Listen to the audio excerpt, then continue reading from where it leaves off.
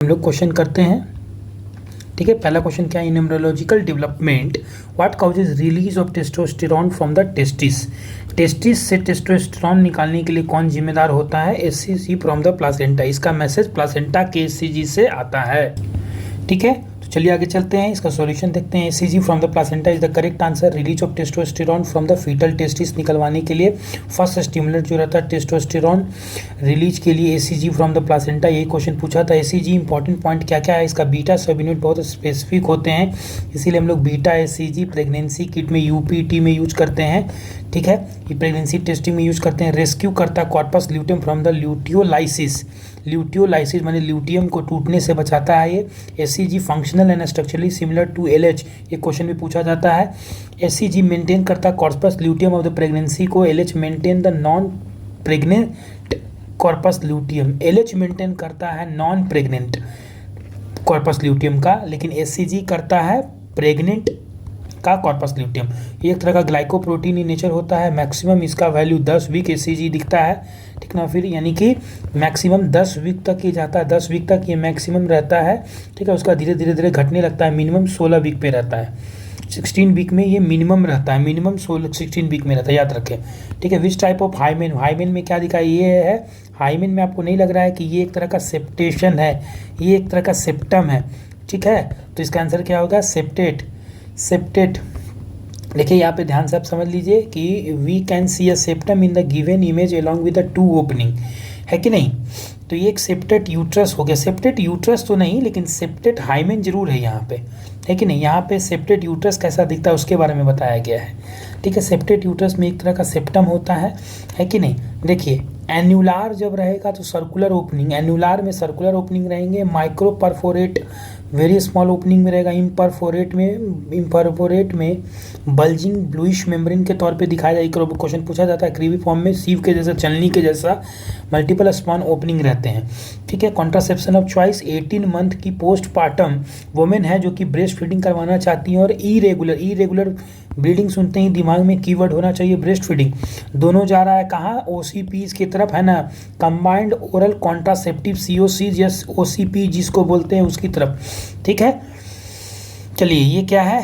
माला N है, माला N, यही तो हम लोग देते हैं। 18 month breast feeding cancer, irregular breast feeding और हेवी मेंस्ट्रुअल ब्लीडिंग के लिए सबसे अच्छा क्या होगा? Please remember while using heavy menstrual progesterone containing जो डिवाइसेस होते हैं बहुत अच्छे नहीं है, तो not a good choice because most common side effect progesterone के कारण क्या होता है? सब बताइए क्या होते हैं? Irregular bleeding. ठीक है, तो सिर्फ और सिर्फ प्रोजेस्टेरॉन कंटेनिंग पिल देना गलत होगा। ठीक ना, इसीलिए hormonal method of contraception irregular bleeding कहलाता है इटसेल्फ। ठीक ना, तो इसीलिए वो नहीं देते हैं। When the main complain of heavy bleeding we give Mala N देते हैं, ओसीपीज देते हैं। ठीक है, सबको पता है। Also note the lady is 18 month की post pregnant, therefore exclusive breast feeding time is already over हो चुका है।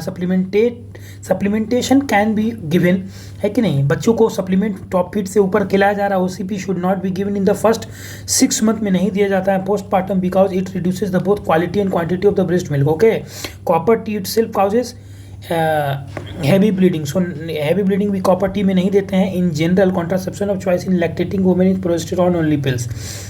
लैक्टेशन में प्रोजेस्टेरॉन ओनली पिल्स ही चलता है, लेकिन ओसीपी जो चॉइस क्यों हो गया? क्योंकि इरेगुलर ब्लीडिंग हो गया, जो कि यहाँ पे कीवर्ड था। ठीक है, आगे चलते हैं। कॉपर टी का कॉन्ट्रा इंडिकेशन क्या है? Rupture condom during intercourse. चलो कोई दिक्कत नहीं, लगा सकते हैं। जो इमरजेंसी कॉन्ट्रासेप्टिव मेंस्ट्रुएशन में post molar evacuation after triple, यही आंसर है। क्योंकि कभी भी ये तो कॉन्ट्रा इंडिकेशन रहता है, कभी भी हम लोग नहीं लगाते हैं कॉपर टी।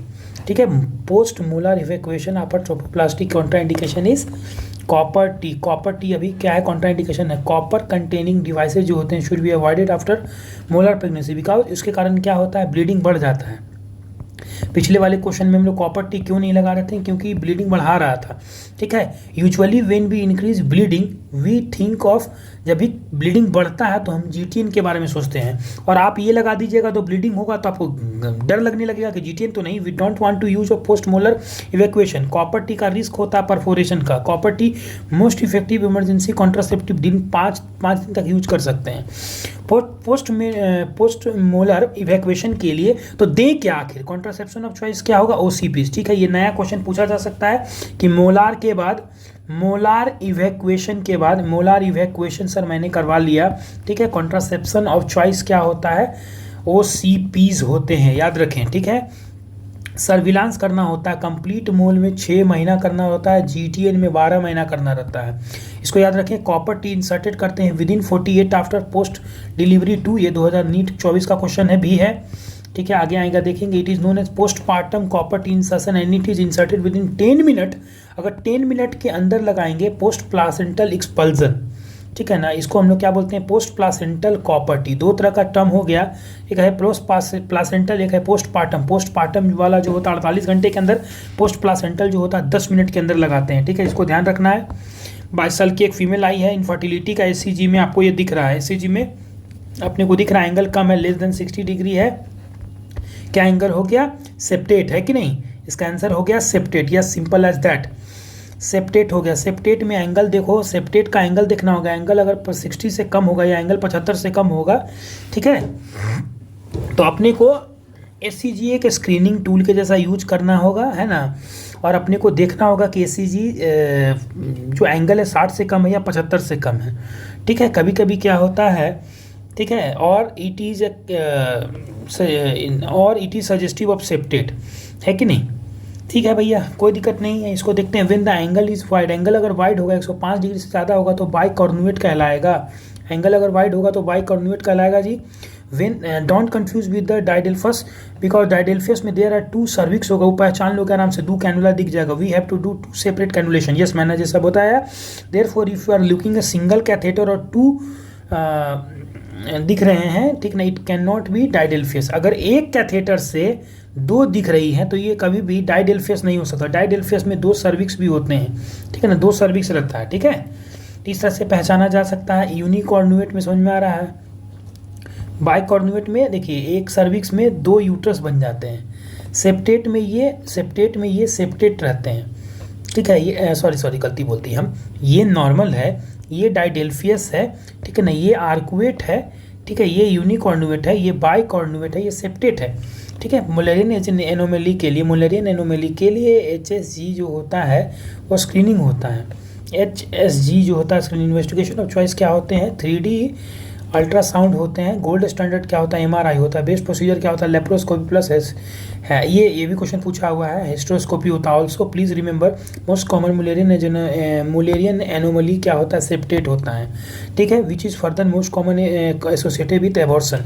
एबॉर्सन के साथ मोस्ट कॉमन होते हैं। Procedure of the choice for septate क्या होता है, hysteroscopic resection of the septum, काट दें, ठीक ना, और हिस्ट्रोस्कोपिक मेट्रोप्लास्टी होता है। Hysteroscopic also known as, hysteroscopic को ही दूसरा वर्ड क्या होता है, ट्रांससर्वाइकल। ओल्डर सर्जरीज क्या होते थे, सेप्टेट के लिए जोन्स और टॉम्स्किन होते थे। ठीक है, recommendations after surgery for the VVF, किसी को वेसाइको वेजाइनल फिस्टुला अगर हो गया है, ठीक है, तो उसको हम लोग क्या करते हैं, बोलते हैं कि 3 महीने भैया आप एब्सटिनेंस करिए। तो 3 महीने तो है ही नहीं, 3 वीक नहीं, ठीक है ना, 6 वीक नहीं, 6 महीना नहीं, 3 महीना उसको एब्सटिनेंस करने बोलते हैं। प्रेगनेंसी 1 साल तक रोकने बोलते हैं। ठीक है, वेसिको वेजाइनल फिस्टुला, आप देखिए क्या बोल रहा है, 3 महीने तक आपको एब्सटिनेंस करना है और प्रेगनेंसी फॉर 1 ईयर करना है। तो एब्सटिनेंस फॉर 3 महीना, ये वाला बात याद होगा ना, 3 महीने तक। 3 महीना और कहाँ था, वेसेक्टोमी में क्या बोलता है, या इधर 3 महीना तक या नहीं तो 30 इजैकुलेट तक होने के बाद कभी भी डायरेक्ट मत शुरू हो जाना, पहले सीमेन एनालिसिस करवा लेना, उसके बाद अगर एंजियोस्पर्मिया कंफर्म होगा तब आगे बढ़ना। ठीक है, तो उसी का बता रहा है। After surgery of the vesico vaginal fistula the minimum requirement abstinence 3 महीने के लिए रहता है। अवॉइड प्रेगनेंसी फॉर द 1 साल के लिए रखते हैं। एब्सटिनेंस 3 से 6 मंथ तक रोकते हैं और अवॉइड प्रेगनेंसी 1 से 2 साल तक। ठीक ना, मिनिमम तो 1 साल है अवॉइड प्रेगनेंसी, लेकिन आइडियली 2 साल तक। वैसे ही also we have to put a catheter here after the surgery. Catheter लगाते हैं क्यों, it is put for the span of 14 days. ये भी क्वेश्चन पूछा हुआ। ट्रीटमेंट ऑफ चॉइस क्या होता है, यहाँ पे हम लोग लेट्स गो सर्जरी, जो कि वेजाइनल सर्जरी होते हैं, और इन्वेस्टिगेशन ऑफ चॉइस पूछा जाता है। आपको पता होगा, मिथाइलिनी ब्लू डाई यूज करके 3 swab test to differentiate VVF from the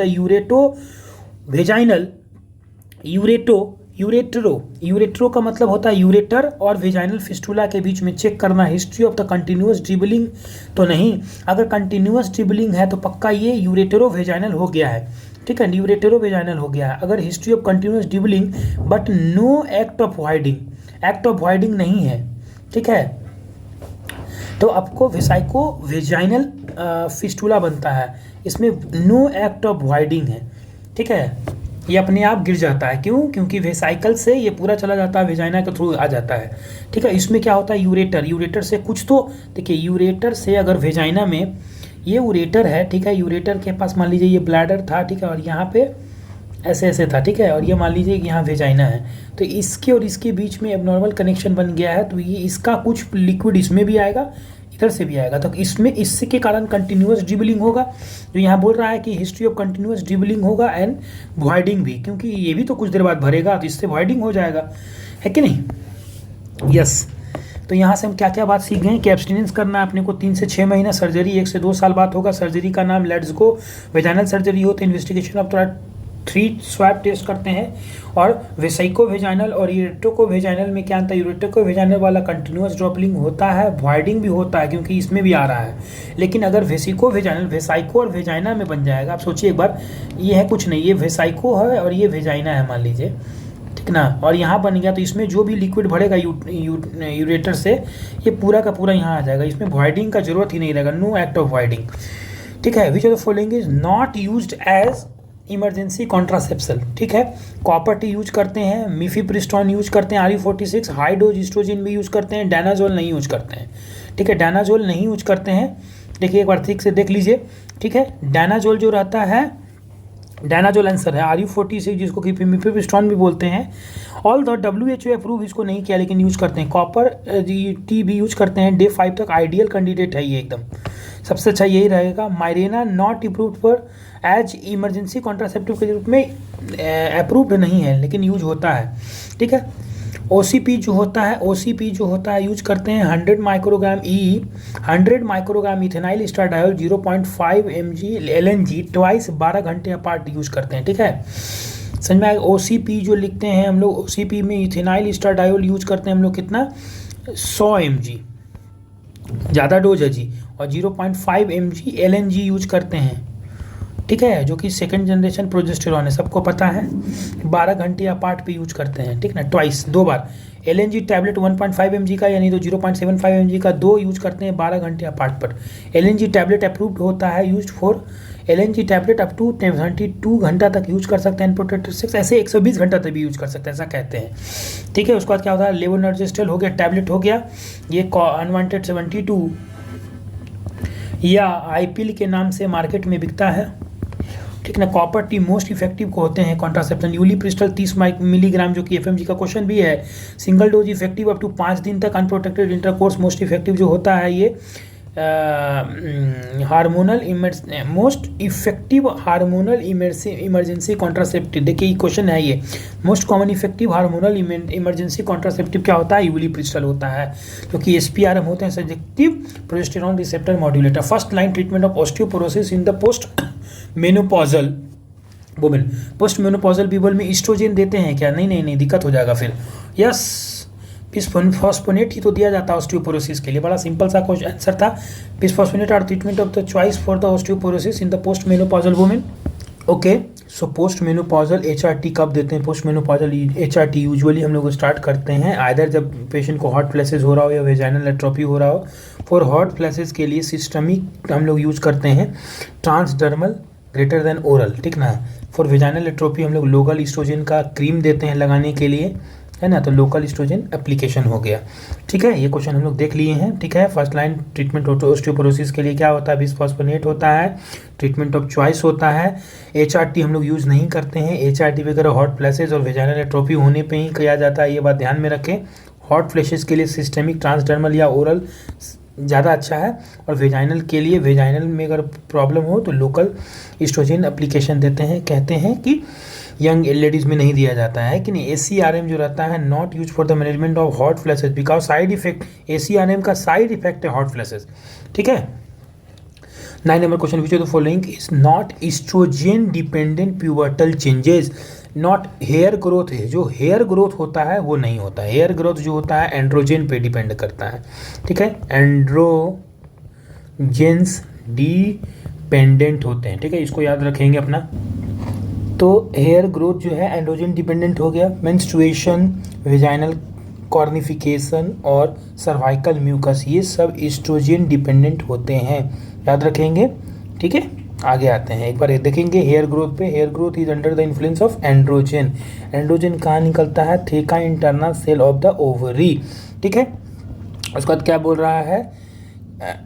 testosterone कहाँ से आते हैं? मैंने बताया टेस्टोस्टेरोन ऐसे लिखा था लेडिक सेल्स, ठीक है, इसी को उल्टा कर देंगे तो MIS comes from the Sertoli cells. Ma'am ने क्या बताया? एमआईएस के अंत में एस है तो सर्टोली सेल्स, ठीक है। ओवरी में याद रखना, ओवरी में मैक्सिमम एंड्रोस्टेडायोन निकलता है ज़्यादा, greater than testosterone. In female 50% of the testosterone comes from the peripheral conversion. देखिए ये बहुत इंपॉर्टेंट क्वेश्चन है, बाद में पूछा जाएगा। अदर 50%, ठीक ना, अदर 50% जो होता है उसमें 25% निकलता है एड्रेनल, 25% ओवरी से, ठीक है। तो ओवरऑल अगर हम टेस्टोस्टेरोन की बात करें 50% जो रहेगा मेरा पेरिफेरल कन्वर्जन से निकलेगा, 25% जो रहेगा ओवरी से निकलेगा और 25% जो रहेगा वो एड्रेनल ग्लैंड से निकल रहे हैं, ठीक है। तो आप देख पा रहे हैं किस तरह से टेस्टोस्टेरोन सबसे ज़्यादा पेरिफेरल कन्वर्जन से, मैक्सिमली पेरिफेरल कन्वर्जन से। कोई पूछेगा कि कहाँ से निकलता है टेस्टोस्टेरोन सबसे ज़्यादा, तो पेरिफेरल कन्वर्जन आंसर देना है, ठीक है। आगे चलते हैं। ओवरी जो रहता है विल नॉट प्रोड्यूस डीएचटी और डीएचईएस नहीं प्रोड्यूस करता है, ठीक है। अच्छा आगे चलते हैं। आगे देखिए क्या है, एचएसजी पिक्चर दे रखा है, एक सिंगल है, ठीक है, सर्विक्स, ठीक है, ये हाँ यूट्रस और ये tobacco pouch.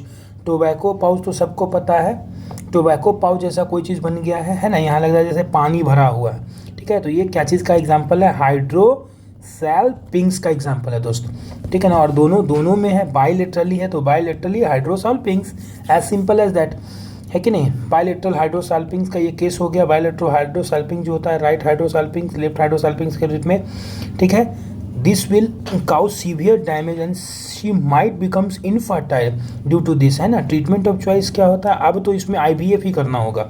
If hydrosalpinx is given in the question, next step will be laparoscopic diagnostic और सल्पिंजेक्टमी कर देंगे, है ना, और उसके बाद ट्यूबल क्लिपिंग कर देंगे, ठीक है। बायलैटरल सबको पता है इसके कारण क्या क्या हो सकते हैं। हो सकता है पीआईडी से हो सकता है कि ये इंडोमेट्रोसिस से हो सकता है ये कि टीबी से हो, है ना, ये पोस्ट सर्जरी से, किसी और तरीकों से ये सब होने का खतरा रहता है, ठीक है। ये ट्यूबल पैथोलॉजी है। मेन सिम्टम्स इसमें इनफर्टिलिटी लेकर के आती हैं औरतें।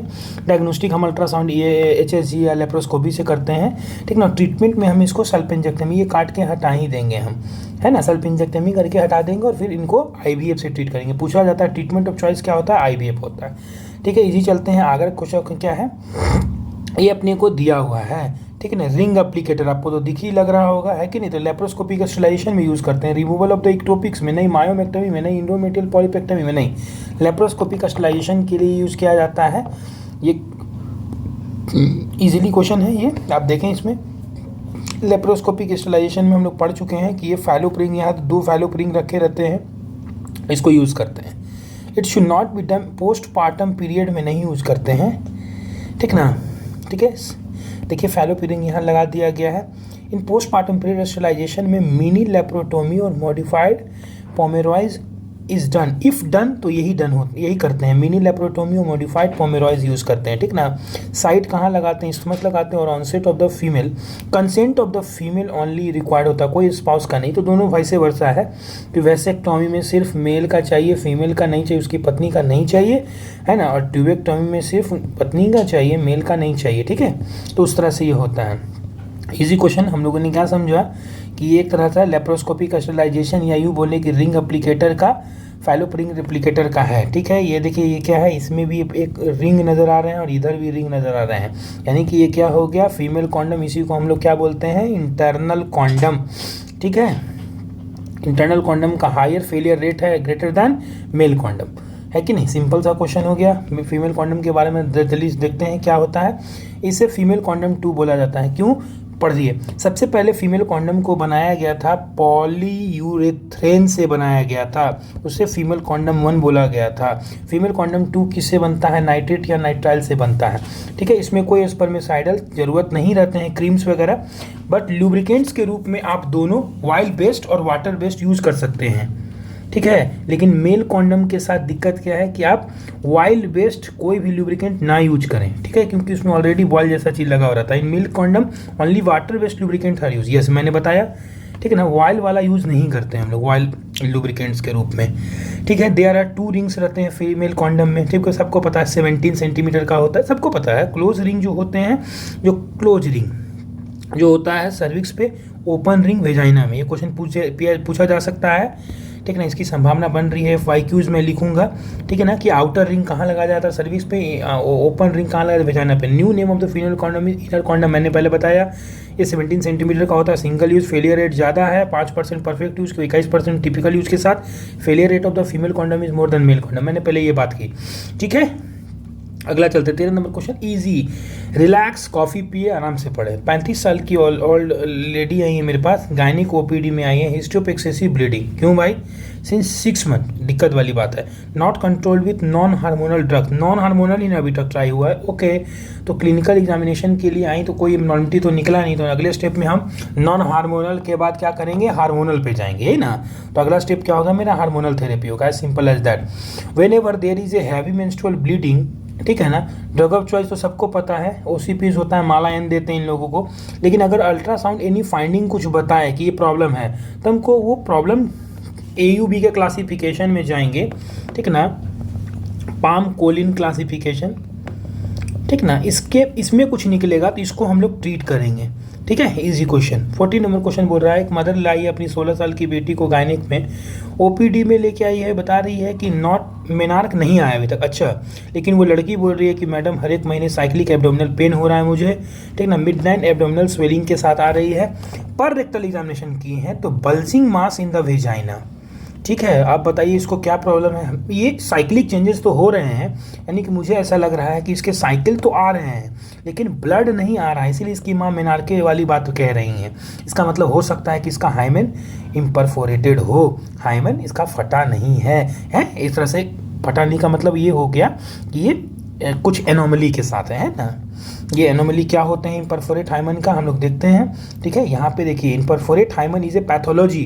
ठीक है, तो अगर बच्चों से अगर मुझे नीट UG के लेवल से पूछा जाए तो मैं क्या बोलूँगा? Hymen is a structure which is fully encircled, पूरा रहता है, कोई उसमें ओपनिंग नहीं रहते हैं क्या? नहीं, इसमें ओपनिंग नेचुरली रहते हैं। ठीक है, by the grace of God रहते हैं। ठीक है, नहीं ओपनिंग होना ही पैथोलॉजी, जिसको कि हम लोग इम्परफोरेट हाइमन कहते हैं। ठीक है, here abdominal swelling can be enlarge uterus due to haematometra और फ्लूल ब्लैडर के कारण जो रहता है, यूट्रस इनलार्ज रहता है, जिसको PA व्यू में हम देखते हैं तो उठा हुआ दिखता है अपने को। This can cause acute urinary retention, यही तो लेकर के आती हैं ज़्यादातर इमरजेंसीज में। All the transverse vaginal septum is close GD हो सकता है। ठीक ना, लेकिन 8 we will choose imperforate hymen because it occurs more closely commonly। ठीक है, अगर हमको 2 DD चूज करना हो, क्या क्या?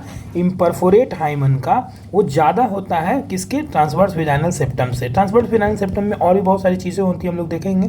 ट्रांसवर्स वेजाइनल सेप्टम अकरेंस जो होता है इन अपर वन थर्ड में ज़्यादा होता है। ठीक है ना, on PR examination bulge will fit more prominently in the upper part. ठीक है, यहाँ बल्ज जो है अपने को कहाँ मिल रहा था? अपर पार्ट में।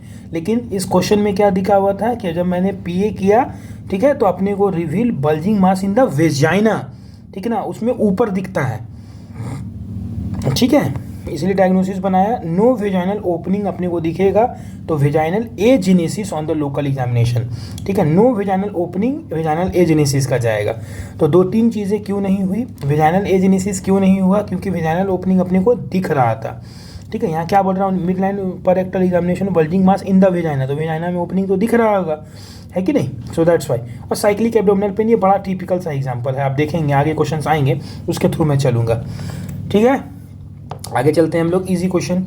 13 साल की लड़की आई है गायनिक OPD में, कंप्लेन लेके नॉन अटेंडिंग मेनार्क क्यों नहीं हो रहा भाई? विद द कैरियोटाइप नॉर्मल है, ये बताना चाह रहा है। ऑन एग्जामिनेशन देयर इज क्लाइट्रोमेगेली, क्लाइट्रस का इन्लार्जमेंट हुआ है। किस इंजाइम की डिफिशियंसी, ये इंजाइम मोस्ट कॉमनली इंजाइम क्या होते हैं, 21 हाइड्रोक्सिलेज इंजाइम की कमी होती है, यानी कि ऑप्शन ए आंसर इसका हो गया, एज सिंपल एज दैट।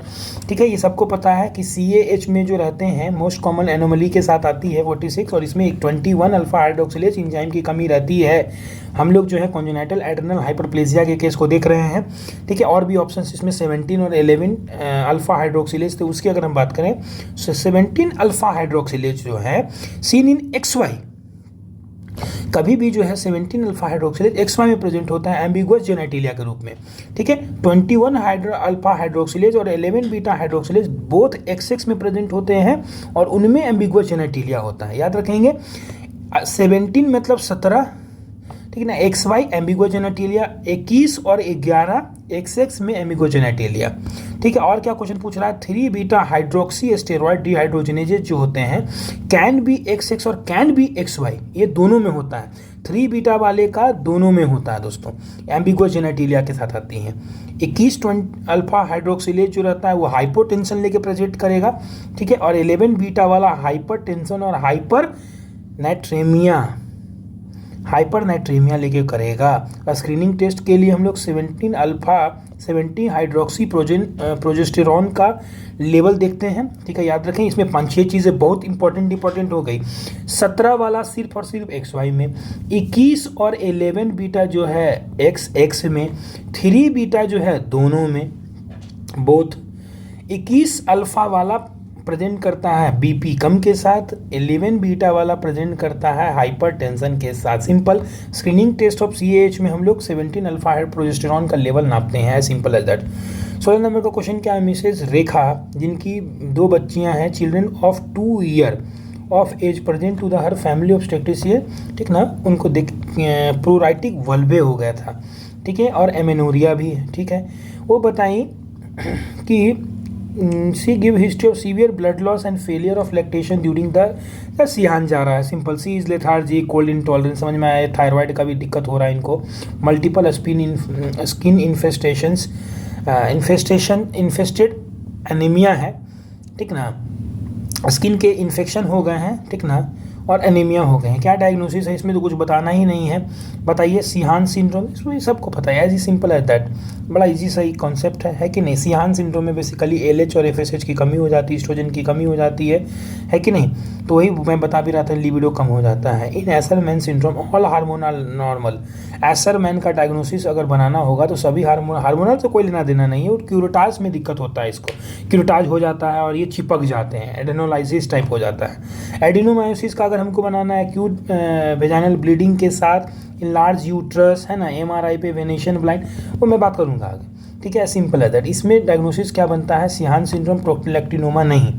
ठीक है, और भी तो सोचिए, सिर्फ प्रोलैक्टिन का कमी थोड़ी ना है, वहाँ पे तो थायराइड का भी कमी था। लेकिन in sexually active female came with the profuse frothy foul smelling discharge with intense itching सोचते हैं। स्ट्रॉबेरी सर्विक्स है, इसमें कुछ बताने की अब जरूरत नहीं होनी चाहिए, यहीं पे क्लियर हो गया कॉन्सेप्ट। ठीक है, foul smelling, itching, intense itching, है ना। क्या हो गया, ट्राइकोमोनास वेजिनालिस।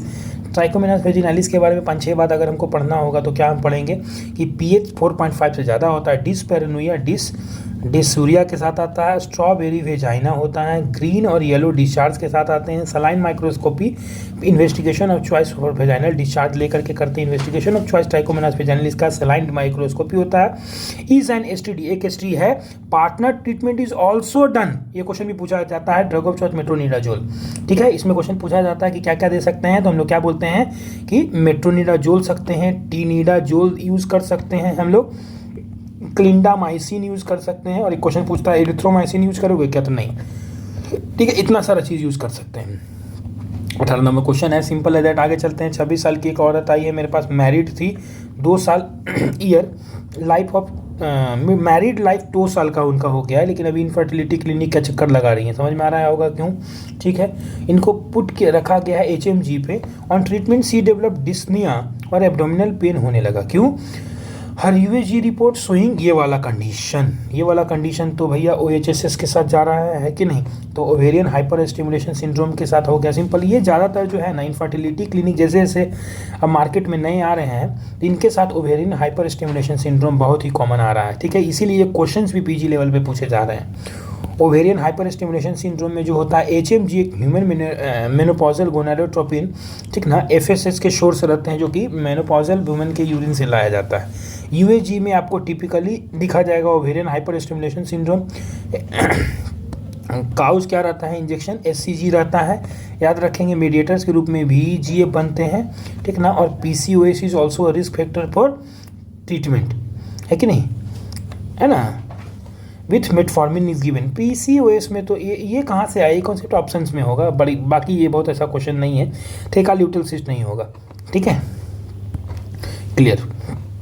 19 नंबर क्वेश्चन क्या बोल रहा है, 18 साल की ओल्ड लेडी है, गायनेकोलॉजी में आई है, 6 मंथ से ही वो एमेनोरिया में थी, okay, with history of low grade fever. Fever क्यों है इसको, वेट लॉस, एब्डोमेन पेन, अरे तो टीबी का सब सिम्टम बता रहा है यार। Yes, on clinical examination pelvic mass failed on the left side, feature of ascites, diagnosis is, ये मैं बताना होगा कि टीबी वाला कोई फीचर दे रहा है क्या, ये नहीं, ये नहीं, ये नहीं, आंसर क्या होगा, TB pelvis fit, TB ovarian.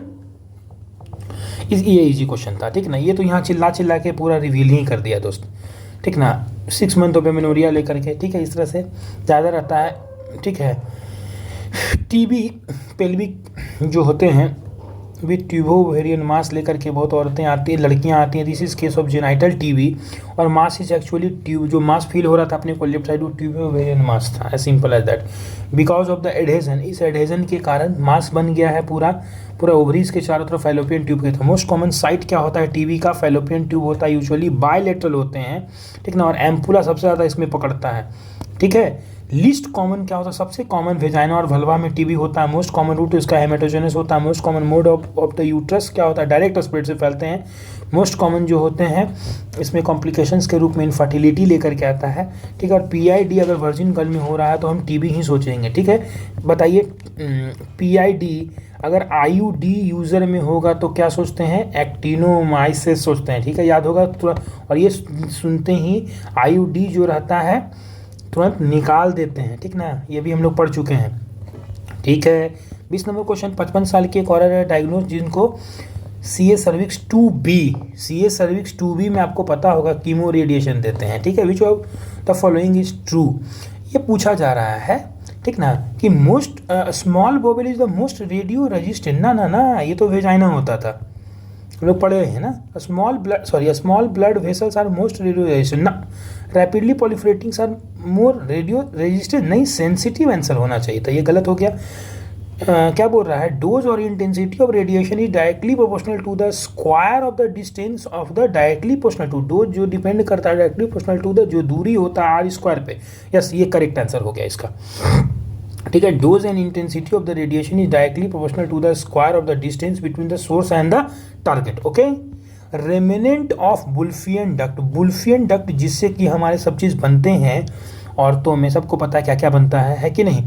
इसके जो भी रेमिनेंट होते हैं, इफेरॉन, पैराफोरॉन, गार्टनर्स डक्ट आपको पता होगा, ये सब मेजोनेफ्रिक ट्यूब्यूल्स के आसपास कहाँ रह जाते हैं, ब्रॉड लिगामेंट में, हेड एंड एक्सल में, है कि नहीं, यही सब बोला जाता है सिंपल, ठीक है। तो ब्रॉड लिगामेंट के पास इसके आपको इफेरॉन, फुरून सब मिलेगा, है ना। ब्रॉड लिगामेंट में रेमिनेंट क्या क्या हो जाता है, इफोरून होता है, पैराफोरून होता है, गार्टनर्स डक्ट होता है, ये सब मेजोनेफ्रिक ट्यूब्यूल से आते हैं, ठीक है। फ्रॉम द मेजोनेफ्रिक डक्ट से क्या होता है, remnant of the Mullerian duct जिसको कि para mesonephric duct is appendix of testis बोलते हैं, ठीक है। याद करना क्या क्या हो गया है कि रेमिनेंट्स क्या क्या होता है मेजोनेफ्रिक ट्यूब्यूल से, epoophoron, paroophoron, Gartner's duct, as simple as that, है कि नहीं। और मेजोनेफ्रिक डक्ट से क्या बनते हैं, remnant of Mullerian duct is para mesonephric duct और इज अपेंडिक्स ऑफ टेस्टिस, ठीक है। मेल में जो बचा हुआ रहता है यही बचा हुआ रहता है, ठीक है। मियोसिस कहाँ होता है दोस्त, मियोसिस प्री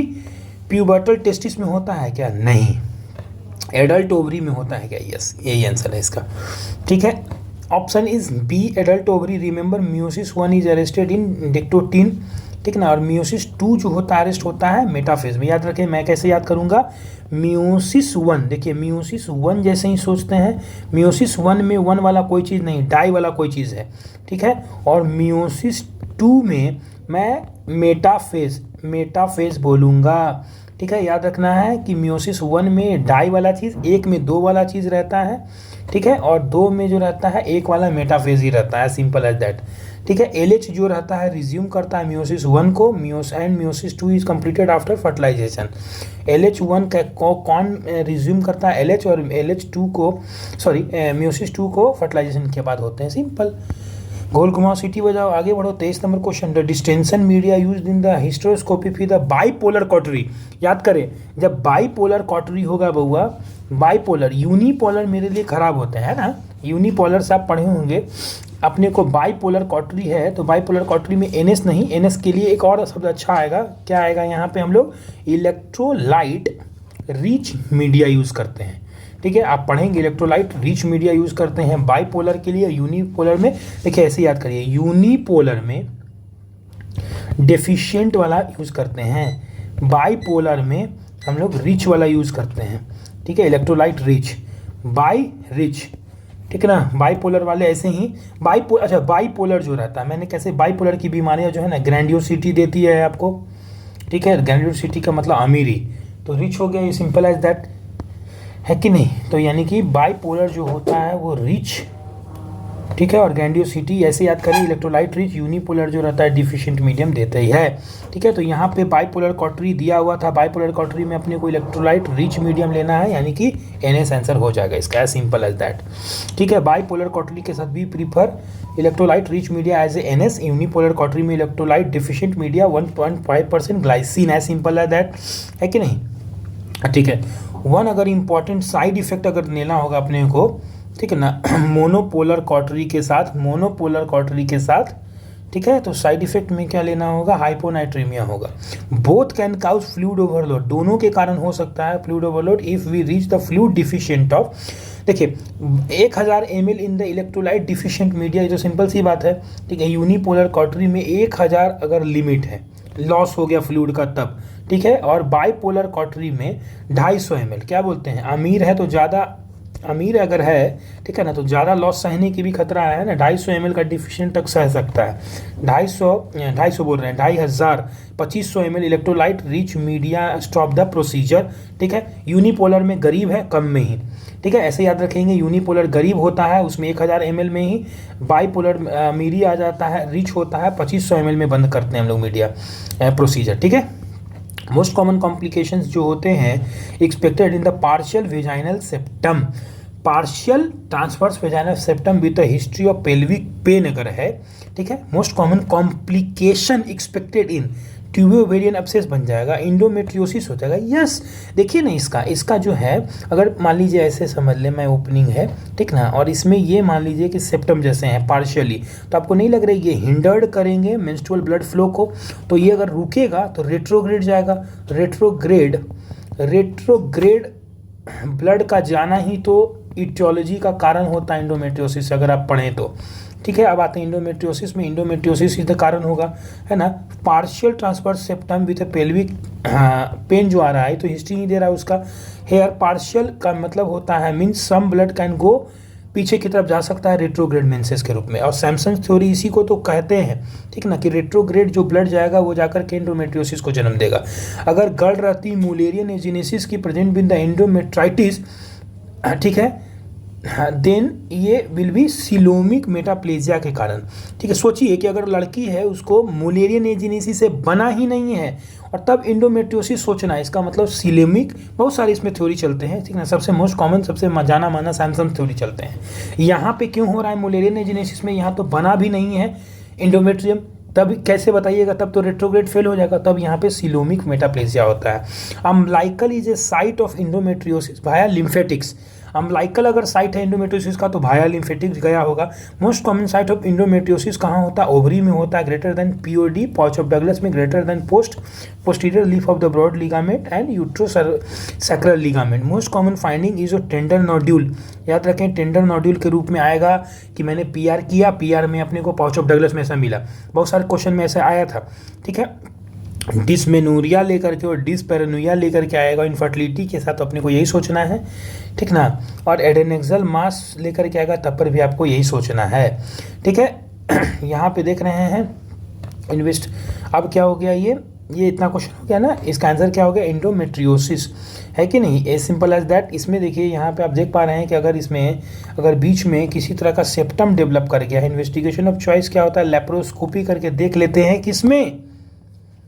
इंडोमेट्रियोसिस में। इसको हम लोग क्या बोलते हैं? डायग्नोस्टिक लेप्रोस्कोपी करते हैं, ठीक ना, और देखते हैं कि क्या हो रहा है।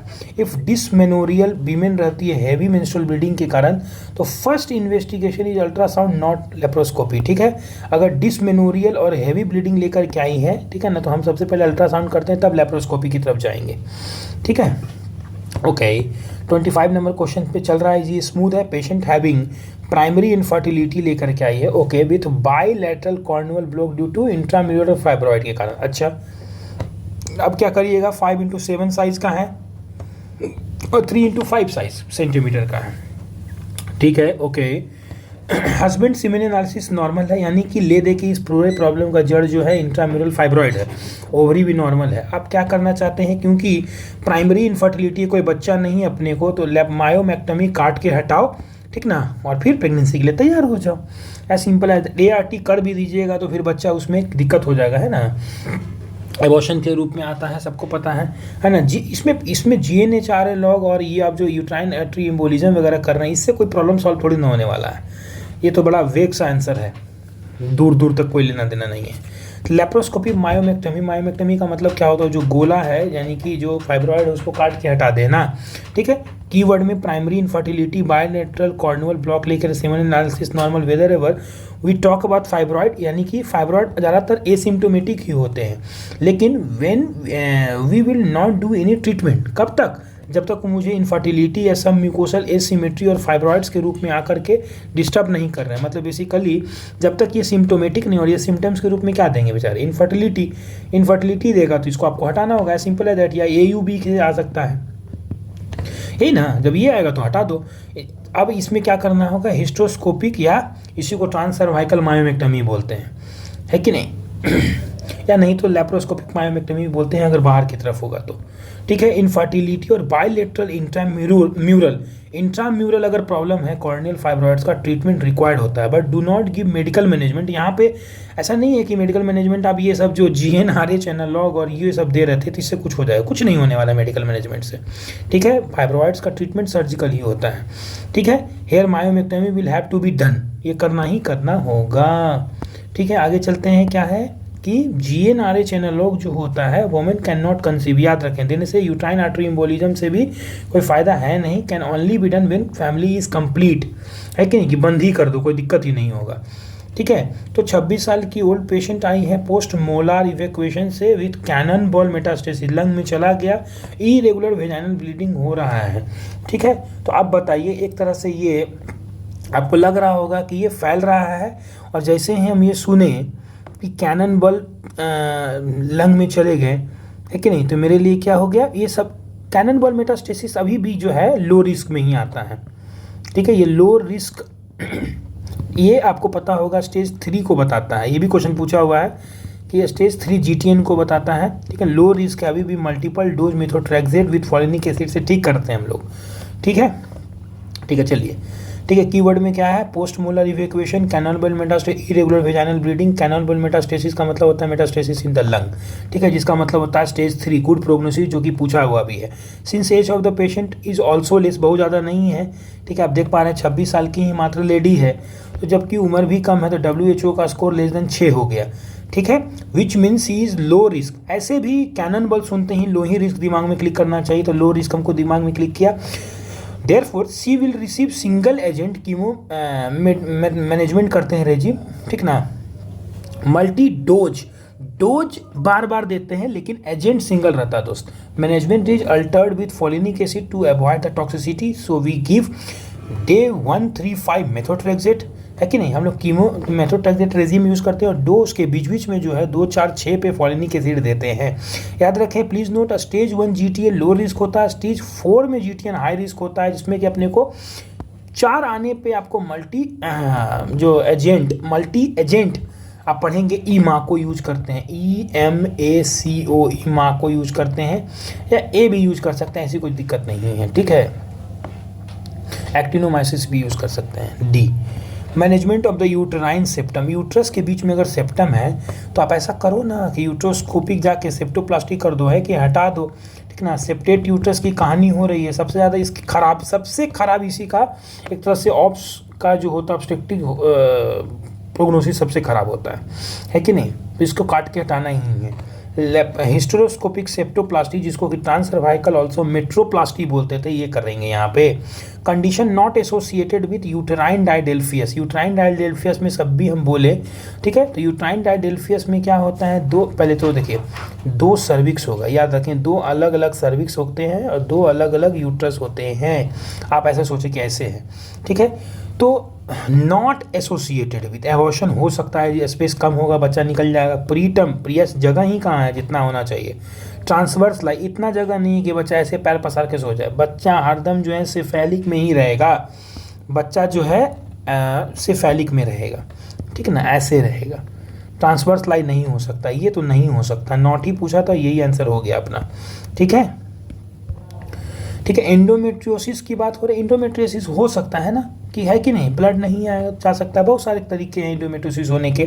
ट्रांसवर्स लाइन नहीं हो पाएगा ना इसमें, सबको पता है कि नॉर्मल ऐसा दिखता है। डायडेल्फियस में देख रहे हैं कि इस तरह के हो गए, डायडेल्फियस में 2 सर्विक्स के साथ। आर्कुएट में, आर्कुएट बेसिकली कहते हैं नॉर्मल वेरिएंट ही होता है, ठीक ना, ऐसा कुछ बहुत ज़्यादा दिक्कत नहीं है इसमें, ठीक है। यूनिकॉर्नुएट में 1 बनता है, बार कॉर्नुएट में 2 बनते हैं, एंगल ज़्यादा होते हैं, सेप्टेट में भी बीच में सेप्टम रहता है।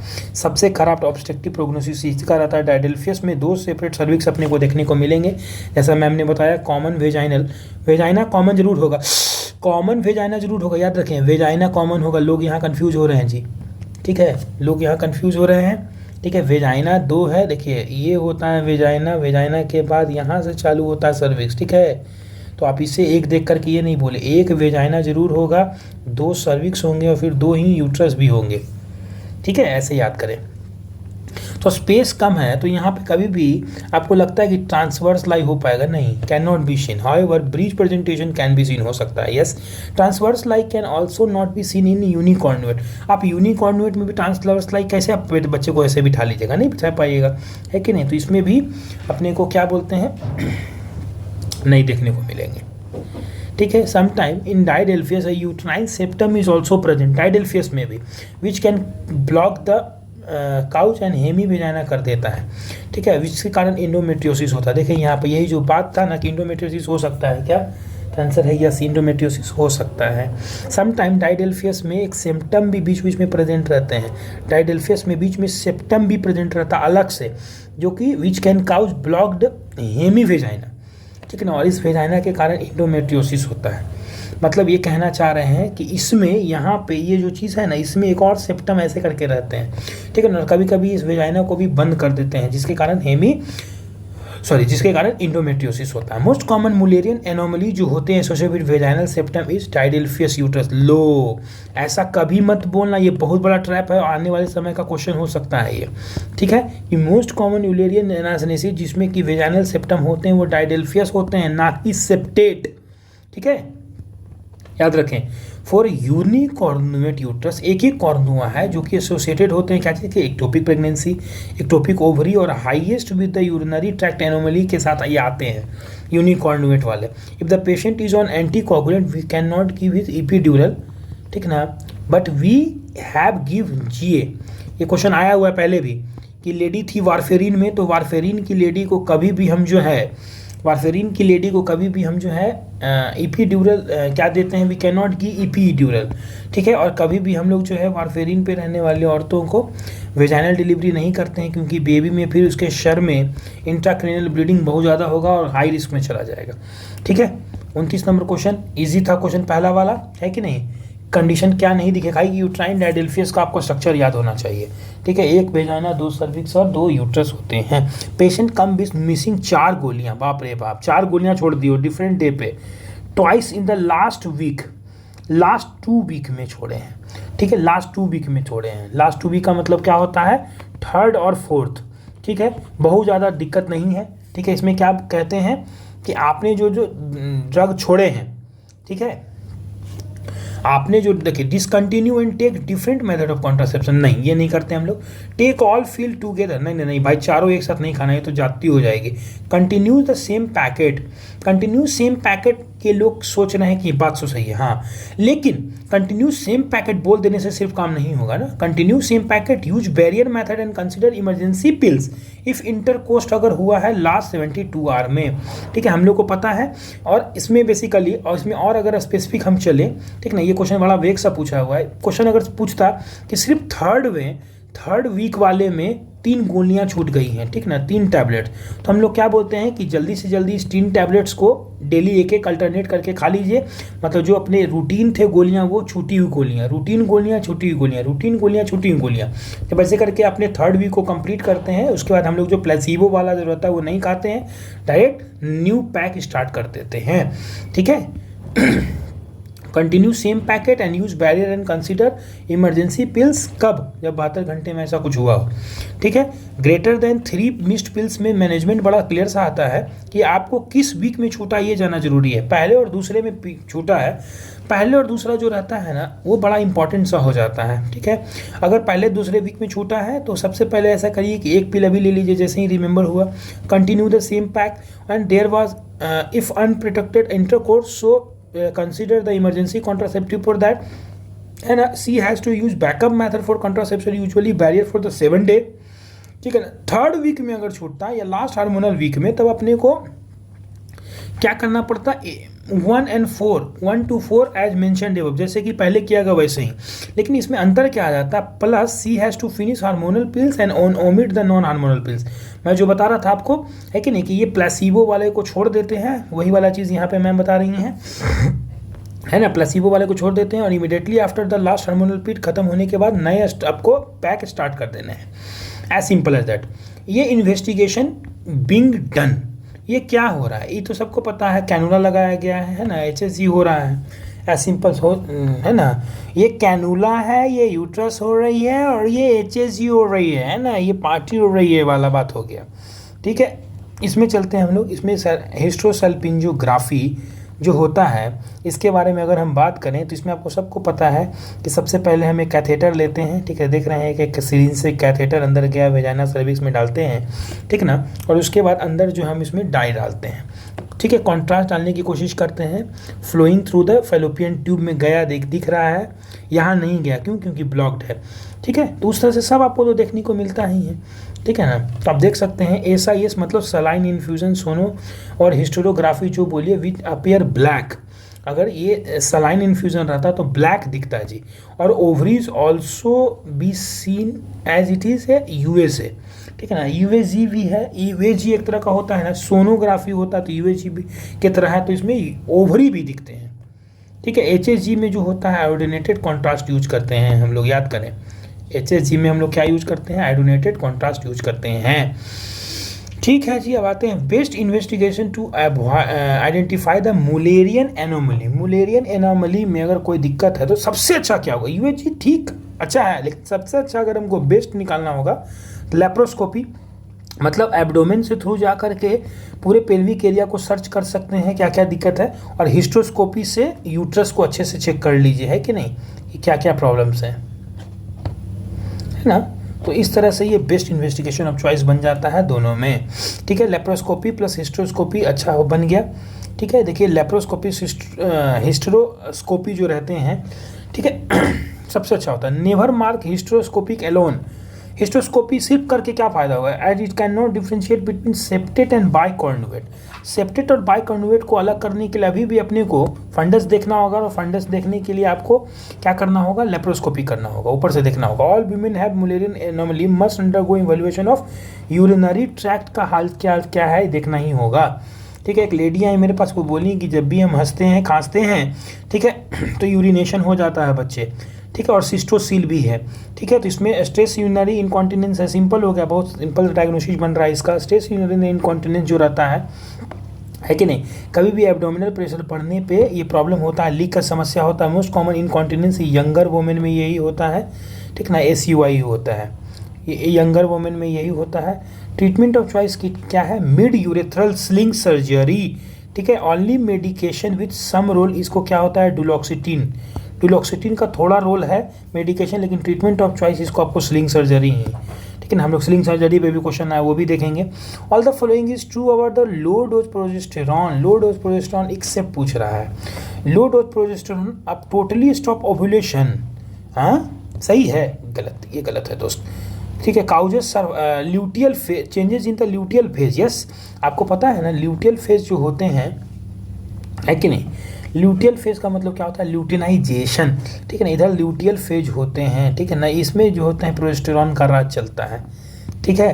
Can changes in the cervical mucus, इसी पे तो काम करता है, alter the cervical mucus, sometime ovulation occur, sometime ovulation occur होते हैं, ठीक है। इसके तो ज़्यादा सर साइकिल ओव्यूलेटरी ही होते हैं, इसमें दर्द होता है, डिस्मेनोरिया के साथ आता है, ठीक है ना। और POP में अगर आप याद होगा तो इसके कारण मोस्ट कॉमन साइड इफेक्ट क्या होता है, एबनॉर्मल यूट्राइन यानी कि इरेगुलर ब्लीडिंग जिसको बोलते हैं, ठीक है, ये होते हैं। तो टोटली स्टॉप ओव्यूलेशन नहीं, गलत हो गया, ये स्टॉप टोटली स्टॉप नहीं करता है, ठीक है, ये गलत है आंसर, ठीक है। इसमें क्या है, लो डोज प्रोजेस्टेरॉन की जब बात करें तो मायरेना ही सोचना है, लो डोज की बात, लो डोज प्रोजेस्टेरॉन का मतलब होता है मायरेना, ठीक है। लो डोज कितना कहलाता है, लो डोज, डोज की जो समस्या है 20 माइक्रोग्राम LNG एवरी डे देते हैं मायरेना के थ्रू हम लोग।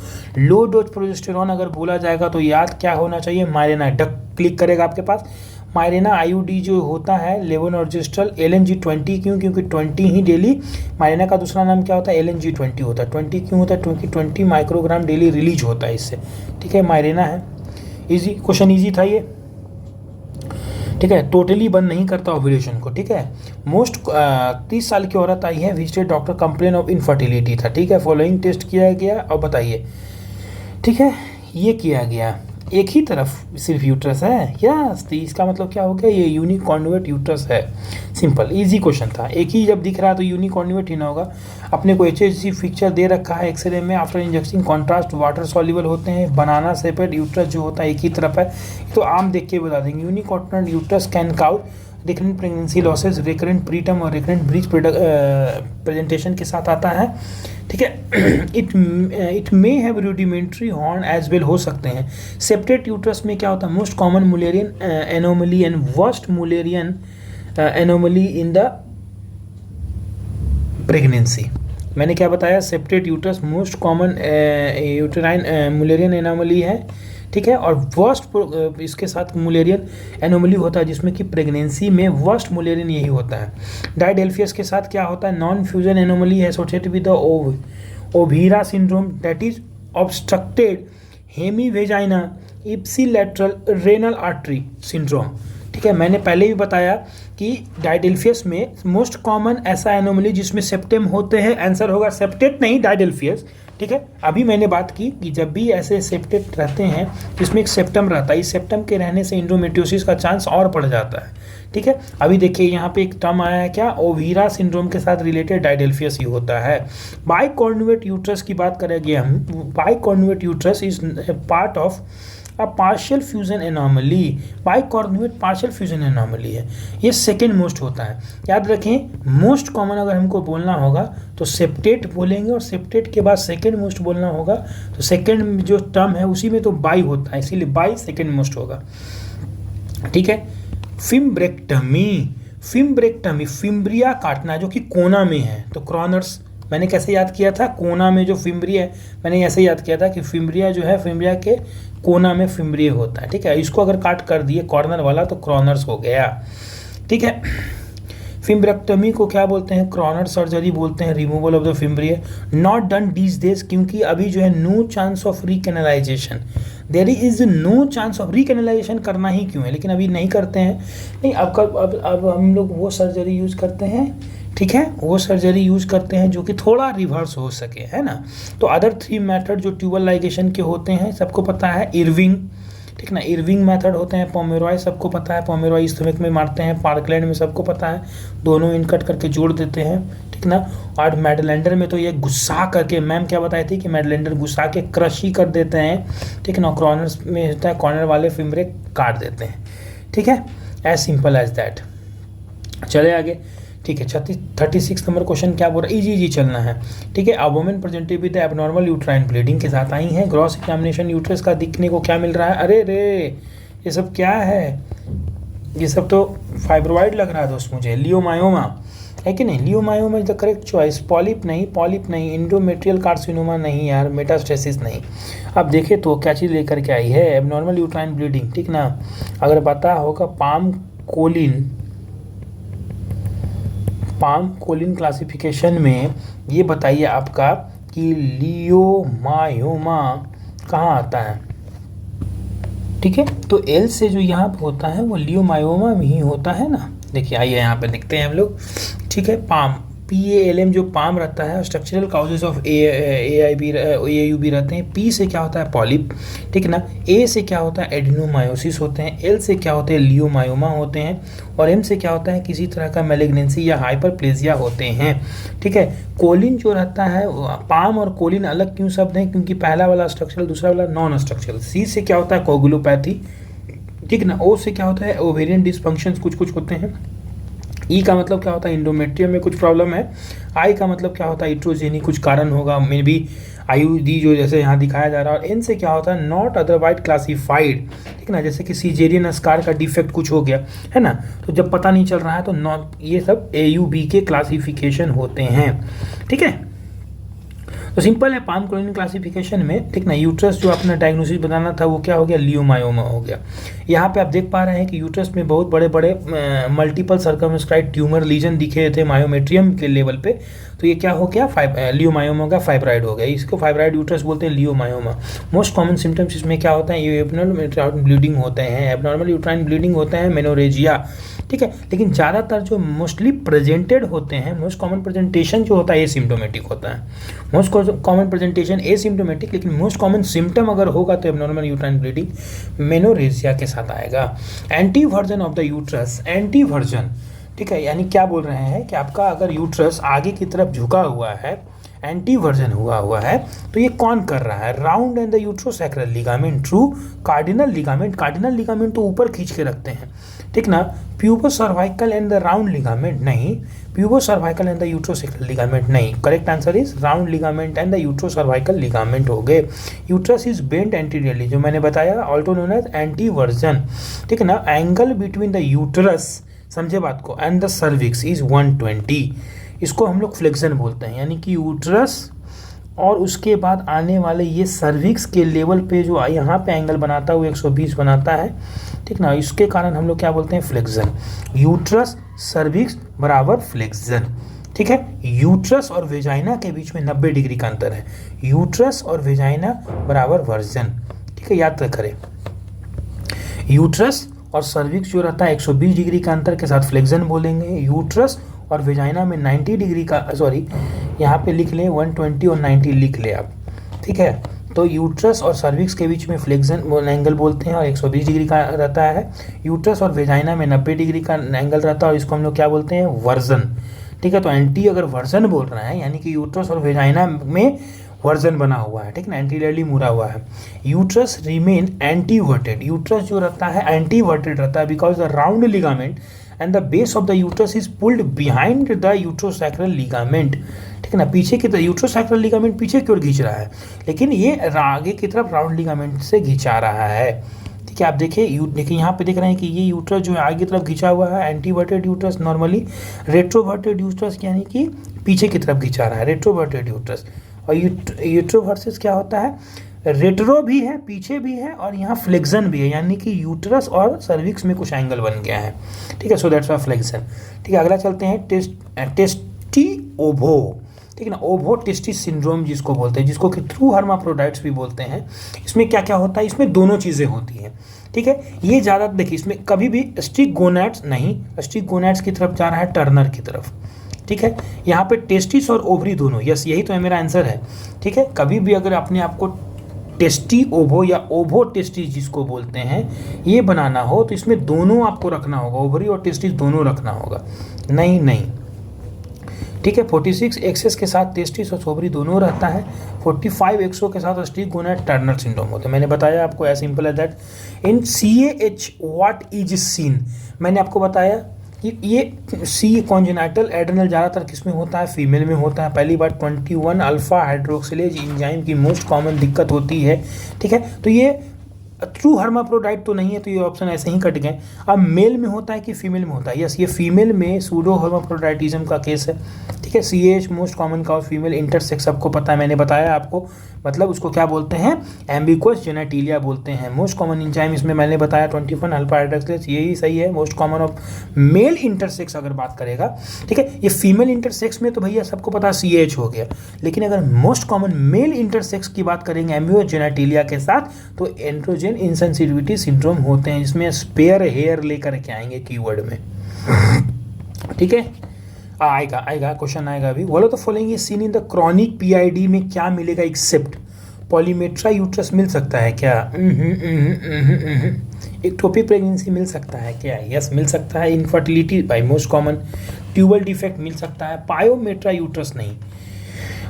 यूट्रस नहीं मिलेगा, ठीक है। Most common organ involve in the genital TB fallopian tube, बोलते बोलते मैं थक चुका हूँ। Infertility is caused by the PID 12% cases में, ठीक है। यानी कि अगर मैं सीवियरिटी की बात करूँ तो सबसे पहले PID के कारण जो मोस्ट कॉमनली हो रहा है वो इनफर्टिलिटी हो रहा है 12% केसेस में, ठीक है। 12% केसेस में 8% केसेस में एक्टोपिक के साथ एक्टोपिक प्रेगनेंसी जो है विथ PID अपने को देखने को मिलता है, किसमें 8% केसेस में, ठीक है। और उसके बाद पायोमेट्रा जो रहता है, ठीक ना, ये अब पायोमेट्रा यूट्रस जो होता है scene in the cervical stenosis मिलता है, ठीक ना। एग्जाम्पल सर्वाइकल स्टेनोसिस कहीं हुआ है वहाँ मिलता है, जैसे कैंसर सर्विस में पायोमेट्रा मिलता है, ठीक है। पायोमेट्रा यहाँ नहीं मिलता, ये क्लियर कर ले कॉन्सेप्ट, पायोमेट्रा नहीं मिलता है, ठीक है। आगे चलते हैं। मोस्ट कॉमन सिक्वेले क्या होते हैं, मोस्ट कॉमनली क्या होगा अगर किसी को PID क्रॉनिकली है तो मोस्ट कॉमन क्या बताया, इनफर्टिलिटी, मैंने बताया ही आपको कि क्वेश्चन आने वाला है। Infertility is the most common sequel होता है, मोस्ट कॉमन कॉम्प्लिकेशन कह सकते हैं आप इसको। क्रॉनिक PID जो रहता है, एक्टोपिक प्रेगनेंसी 8% ना, इनफर्टिलिटी जो रहता है देखिए 12% के तौर पे आता है, ठीक है, कोई दिक्कत नहीं है। क्रॉनिक पेल्विक पेन जो रहते हैं मोस्ट कॉमन ये लेकर के आते हैं, ठीक है। तो अगर मैं सिम्टम्स की बात करूं जो क्लिनिक में लेके आते हैं, मोस्ट कॉमन सिक्वेल क्या होगा, सिक्वेल माने उसके बाद क्या होगा। मोस्ट कॉमन प्रेजेंटेशन की बात करें, ठीक है, तो इसके ऊपर भी अगर मैं मुझे लिखना होगा तो मैं क्या बताऊंगा आपको, chronic pelvic pen. Chronic pelvic pen जो रहता है 18% में रहते हैं, है कि नहीं, as simple as that. Most commonly chronic pelvic pain लेकर के आती हैं, ठीक है। मोस्ट कॉमन ऑर्गेनिज्म क्लेमाइडिया होता है, सबको पता है। सुपर फेकंडेशन जो रहता है 2 और मोर ओवा इन द सेम, यस ये वर्ड इंपॉर्टेंट है, same cycle separate act of coitus, yes यही आंसर हो गया इसका जी। 2 और मोर ओवा इन द डिफरेंट साइकिल, नहीं ये तो सुपर फेटेशन की बात कर रहा है। सुपर फेटेशन जो होते हैं ये है, और ये कभी ह्यूमन में बहुत रेयर होते हैं, रेयर चीज़ें होती हैं। 2 और मोर ओवा सेम एक्ट ऑफ क्वाइटस नहीं, ये सब दोनों गलत है, ठीक है। सुपर फेकंडेशन 2 एक का फर्टिलाइज होना सेम साइकिल में, एक ही पेरेंट या माने सेम फादर या डिफरेंट फादर से हो सकते हैं, ठीक है ना।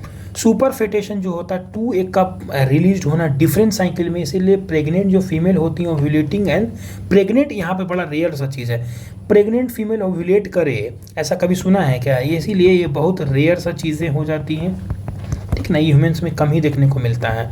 विच of the following is the most common reason to use HRT के मोस्ट कॉमन यूज क्या है, हॉट फ्लैशेस सबको पता है यार। वेजाइनल एट्रोपी के लिए भी करते हैं लेकिन सबसे मोस्ट कॉमनली यूज नहीं, हेडेक के लिए नहीं, एब्डोमिनल वेजाइनल ब्लीडिंग के लिए नहीं, ठीक है। हॉट फ्लैशेस के रूप में वैसोमोटर सिम्टम्स आते हैं बिकॉज ऑफ द ईस्ट्रोजन की कमी के कारण, तो देना पड़ेगा।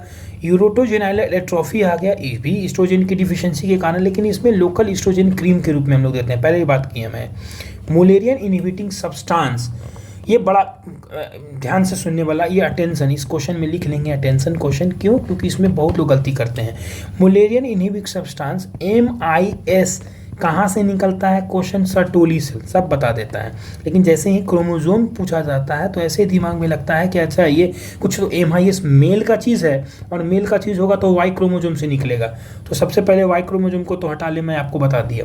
ठीक है, इसका आंसर होता है क्रोमोजोम नंबर 19 से निकलता है। ठीक है, याद रखिए MIS जो रहता है मुलेरियन इनहिबिटिंग सब्सटेंस, जिसको कि एंटी मुलेरियन हार्मोन भी बोलते हैं, ये सर्टोली सेल से निकलते हैं जो मैं बताया, और ग्रेनुलोसा सेल से निकलते हैं। ठीक है, लेकिन जो मैंने बात नहीं बताया कि AMH will help in the destruction of Mullerian duct. ठीक ना, AMH एंटी मुलेरियन, तो नाम ही बता रहा है कि मुलेरियन को मारेगा। ठीक ना, तो डिस्ट्रक्शन ऑफ मुलेरियन डक्ट में होता है। लोकेशन ऑफ MIS जीन क्या होता है, ठीक है, P33 यानी कि 13P19 पे, 19 के P माने शॉर्ट आर्म पे रहता है। लोकेशन ऑफ AMH रिसेप्टर, अगर AMH रिसेप्टर पूछेगा, ठीक है, ये तो AMH पूछा, AMH 19 AMH रिसेप्टर पूछेगा, इसीलिए 12, इसीलिए ऑप्शन में 21 या 12 कंफ्यूज करने के लिए है। ठीक है, AMH कहाँ रहता है 19 पे, AMH रिसेप्टर कहाँ रहता है 12 पे, simple as that. All the advantages of hysteroscopic over open myomectomy, hysteroscopy का फायदा है, एक्सेप्ट पूछ रहा है। हिस्टोस्कोपिक तो लेस पेन, सही बात है, अर्ली एम्बुलेशन, रिकरेंस होने का चांस, लेस ब्लीडिंग होने का चांस, नहीं नहीं नहीं, याद रखें। ये देखिए ध्यान से, एक बार मैं आपको बता देता हूँ कि कोई भी चीज़ें जो कि हिस्टोस्कोपिकली, लेप्रोस्कोपिकली, लेज़र से, ये सब जितना भी चीज़ें होता है, जो भी चीज़ करेंगे, ठीक ना, अगर अच्छे से नहीं किया गया, ठीक ना, कहते हैं ये भी यूज़र डिपेंडेंटली होते हैं, डॉक्टर डिपेंडेंट होते हैं, लेकिन ये सब का यूज़ है, लेकिन क्या है कि इसके लिए अभी हम लोग तैयार नहीं है। तो ये सबसे बहुत ज़्यादा रिकरेंस का रेट बहुत है अभी। ठीक है, बाकी लेस पेन होता है, लेस एम्बुलेशन होता है, अगर अच्छे डॉक्टर किए हैं तो रिकरेंस कम होता है। इसी रिकरेंस को कम करने के लिए तो स्किल की ज़रूरत पड़ती है। ठीक ना, आपके पास टूल है, लेकिन टूल से कम आप रिकरेंस डेवलप करें, है कि ना, इसी का तो काम है स्किल। ठीक ना, तो ये क्या बोल रहा है, हिस्टोस्कोपी मायोमेक्टमी में पेन और ब्लीडिंग लेस होगा, पेशेंट को lake and patient he send जल्दी भेज देंगे। ठीक ना, लेकिन एक चीज़ है कि भैया रिकरेंस उतना ही होता है या थोड़ा बढ़ जाता है, यही हम बोलते हैं। ठीक है, चलो, जेस्टेशनल ट्रोफोप्लास्टिक न्यूप्लाज्म क्या नहीं इंक्लूड करता है, क्या नहीं यूज़ करता, कोरियोकार्सिनोमा करता है क्या, यस। प्लासेंटल साइट ट्रोफोप्लास्टिक ट्यूमर करता है क्या, यस। इन्वेजिव मोल करता है क्या, यस। पार्शियल मोल, पार्शियल मोल नहीं, पार्शियल मोल और कंप्लीट मोल यहाँ थोड़ी ना होगा, नहीं होगा। मोस्ट कॉमन GTN ओवरऑल क्या होता है, invasive mole. Invasive mole is the most common GTN होते हैं, याद रखें। ठीक है, सेकेंड मोस्ट कॉमन GTN जो होते हैं after non molar pregnancy is choriocarcinoma. ठीक है, नॉन मोलार प्रेगनेंसी, प्रेगनेंसी तो हो गई, नॉन मोलार प्रेगनेंसी के अलावा क्या होता है, कोरियोकार्सिनोमा होता है। Second most common GTN after non molar pregnancy. और थर्ड नंबर में partial mole is pregnancy and risk of cancer is 1 से 5%। यस, चलिए आगे, इजी है। चलिए, मोस्ट कॉमन GTN कौन है, इन्वेजिव मोल। सेकेंड मोस्ट कॉमन GTN कौन है, नॉन मोलर प्रेगनेंसी में choriocarcinoma. Partial mole in the pregnancy and the risk of cancer कितना रहता है, 1 से 5%। कभी कभी INSET लेवल का क्वेश्चन ये सब पूछा जाता है। ठीक है, 47 नंबर क्वेश्चन, एक फीमेल आई है मेरे पास, 3 मंथ ऑफ मेनोरेजिया, क्यों इतना ब्लीडिंग ज़्यादा हो रहा है। ठीक है, क्योंकि आपको पता है कि मोस्ट कॉमन 2 सेंटीमीटर फेब्रॉइड दिख रहा है। ट्रीटमेंट ऑफ चॉइस, 45 ईयर की ओल्ड लेडी है जी, है ना, मेनोरेजिया है, फाइब्रॉइड भी दिख रहा है। ठीक है, हम सब समझ रहे हैं, लेकिन मेरा दिमाग में चल रहा है कैंसर। ओल्ड एज में मेरे दिमाग में कैंसर घूमने लगता है। तो पहले हम क्या करेंगे, ठीक ना, कि इसको हम एक बार रूल आउट कर देना चाहते हैं cancer by doing endometrial sampling. Endometrial sampling करके हम रूल आउट कर देना चाहते हैं, ठीक ना, कि कहीं कोई कैंसर तो नहीं है। Above cases perimenopausal female का है, 40 साल देख रहे हैं, उम्र भी उतना 40-45 साल का हो गया है। ठीक है, तो ये मेरे लिए ज़्यादातर प्रॉब्लम क्रिएट कर रहा है, मेरे दिमाग में यही सोचने के लिए मजबूर कर रहा है। पेरी मेनोपॉजल लेडी आ रही हैं AUB के साथ ना, इसीलिए मेरे दिमाग में कैंसर चल रहा है, इसलिए रूल आउट करना चाहते हैं। अब normal we don't know about the cause, so will do endometrial sampling and evaluate. ठीक है, फाइब्रॉइड ठीक है, फाइब्रॉइड अपने लेवल पे जगह पे ठीक है, लेकिन मे भी और कारण हो सकता है कि नहीं।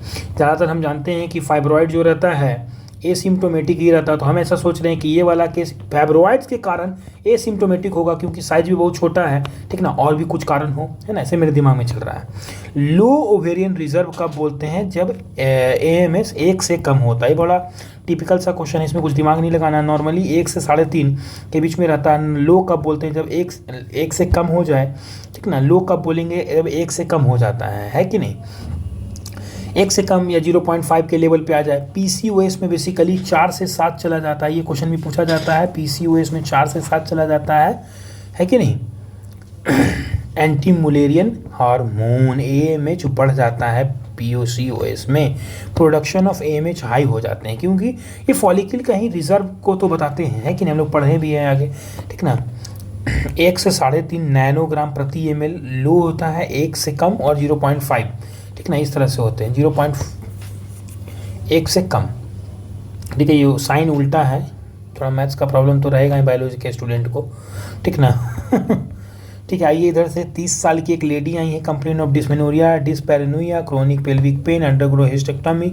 कट सेक्शन में हिस्टेक्टमी में अपने को क्या दिख रहा है कि अरे ये क्या है मेरे भाई, ये क्या है कि नहीं। तो ये एडिनोमायोसिस का, ये तो ग्लोबुलर, पूरा ग्लोब्यूलर, ठीक ना। क्रॉनिक पेल्विक पेन यानी कि टेंडर यूट्रस होगा, ठीक ना। और ये सब कहाँ जा रहा है? एडिनोमायोसिस पे, ठीक है। देखिए 30 साल की औरत है, dysmenorrhoea, dyspareunia, chronic pelvic pain, hysterectomy हुआ है उनका, ठीक है। यहाँ पे आप देख पा रहे हैं ब्लड कलेक्शन मायोमेट्रियम में, यहाँ आप देख पा रहे हैं कि नहीं, लाल लाल जो था उसे समझे कि नहीं, कि मायोमेट्रियम के लेवल पे ये ब्लड क्यों आया है? ब्लड इन मायोमेट्रियम, ठीक है।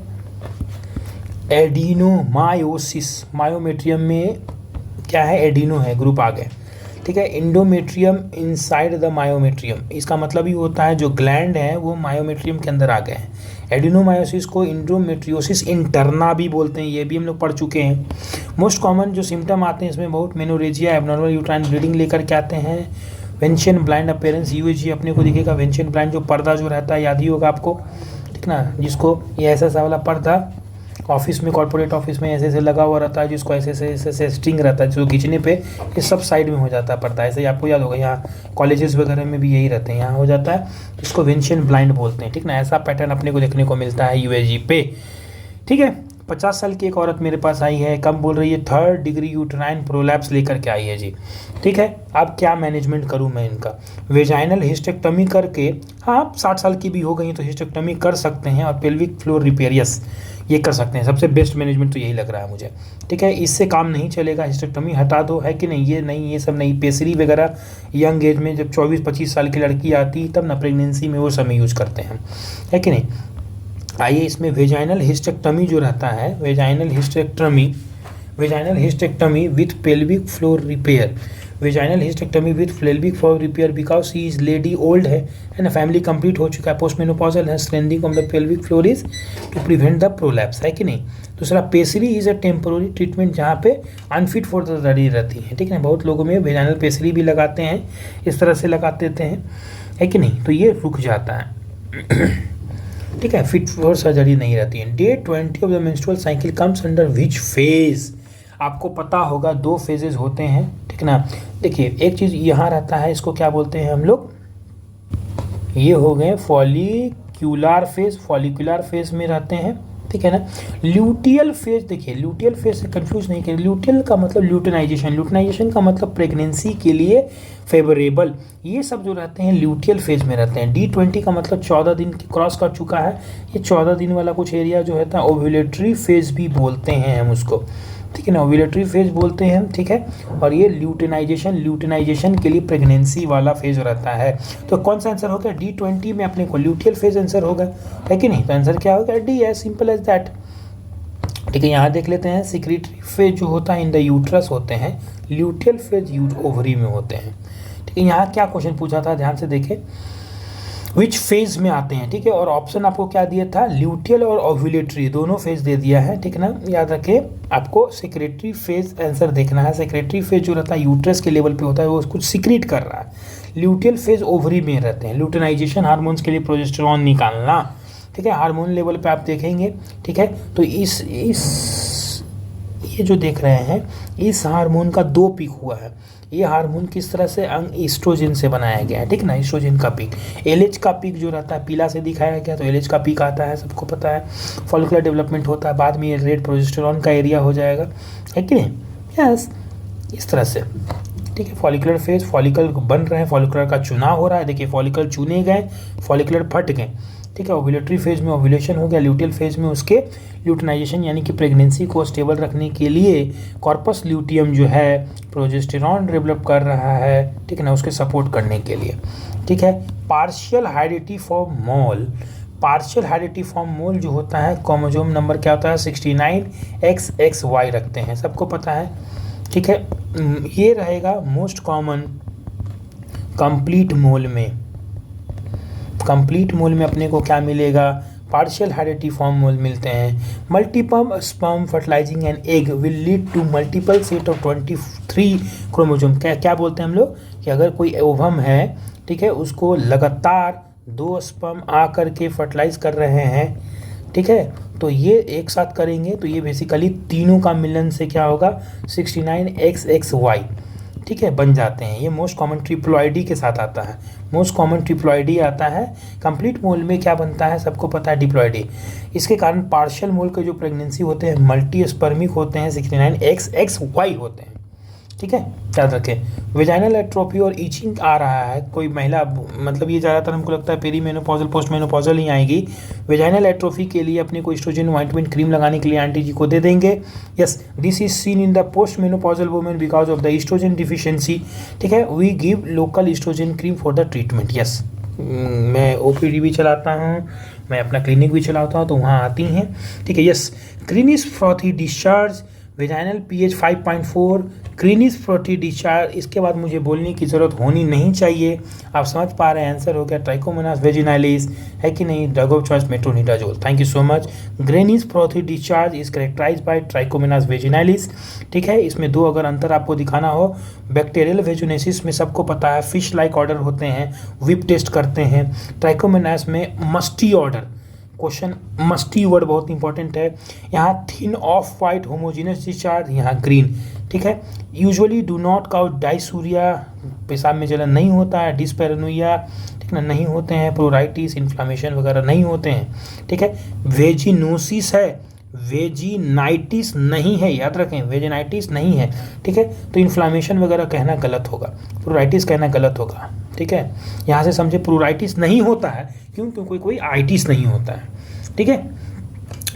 माइल्ड वल्वर इरिटेशन जरूर हो सकता है, ठीक ना, लेकिन और बहुत ज़्यादा कोई दिक्कत नहीं होगा। इधर ट्राइकोमोनास में चलें तो यहाँ बहुत दर्द होते हैं, पेशाब में जलन भी होता है। डिस्पेरेनोइया, प्रोराइटिस पूरा भर के होगा, और भलभर एर्द्रीमा भी होंगे, और सर्वाइकल में देखिएगा तो लाल लाल पेटेक्चिया भी देखने को मिलेगा। वेट माउंट करते हैं अगर हम, बैक्टीरियल कोटेड एपिथेलियल सेल्स मिलते हैं, इस पर भी इमेज बेस्ड क्वेश्चन पूछा गया है। वेट माउंट जो ट्राइकोमोनासिस में होता है, इसके लिए इन्वेस्टिगेशन ऑफ स्वाइस होता है सलाइन माइक्रोस्कोपी के रूप में।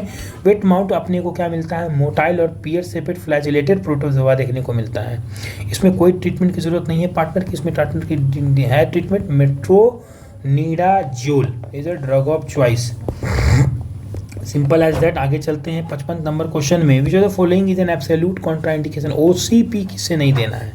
आप खुद सोचिए, ओसीपी एक हाइपर कोगुलेशनल स्टेट कर देता है। हम लोग क्वेश्चन अब आज बनाया है, ठीक है ना, सूडो ट्यूमर सेरेब्राई का, अगर आपको याद हो तो मेडिसिन में, ठीक है। तो क्या आप एब्सोल्यूट कॉन्ट्राइंडिकेशन के रूप में क्रॉनिक लीनल डिजीज में दे सकते हैं? दे सकते हैं। डीबीटी नहीं दे सकते हैं दोस्तों। डीबीटी is the contraindication for use of the OCPs.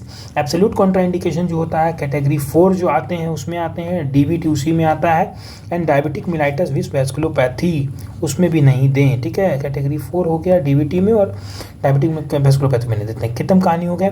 56 number question पे चलते हैं। Hormonal predominantly secreted after 14 days, ये बताने की जरूरत नहीं होनी चाहिए, बहुत ईजी क्वेश्चन है, यूजी लेवल का क्वेश्चन हो गया।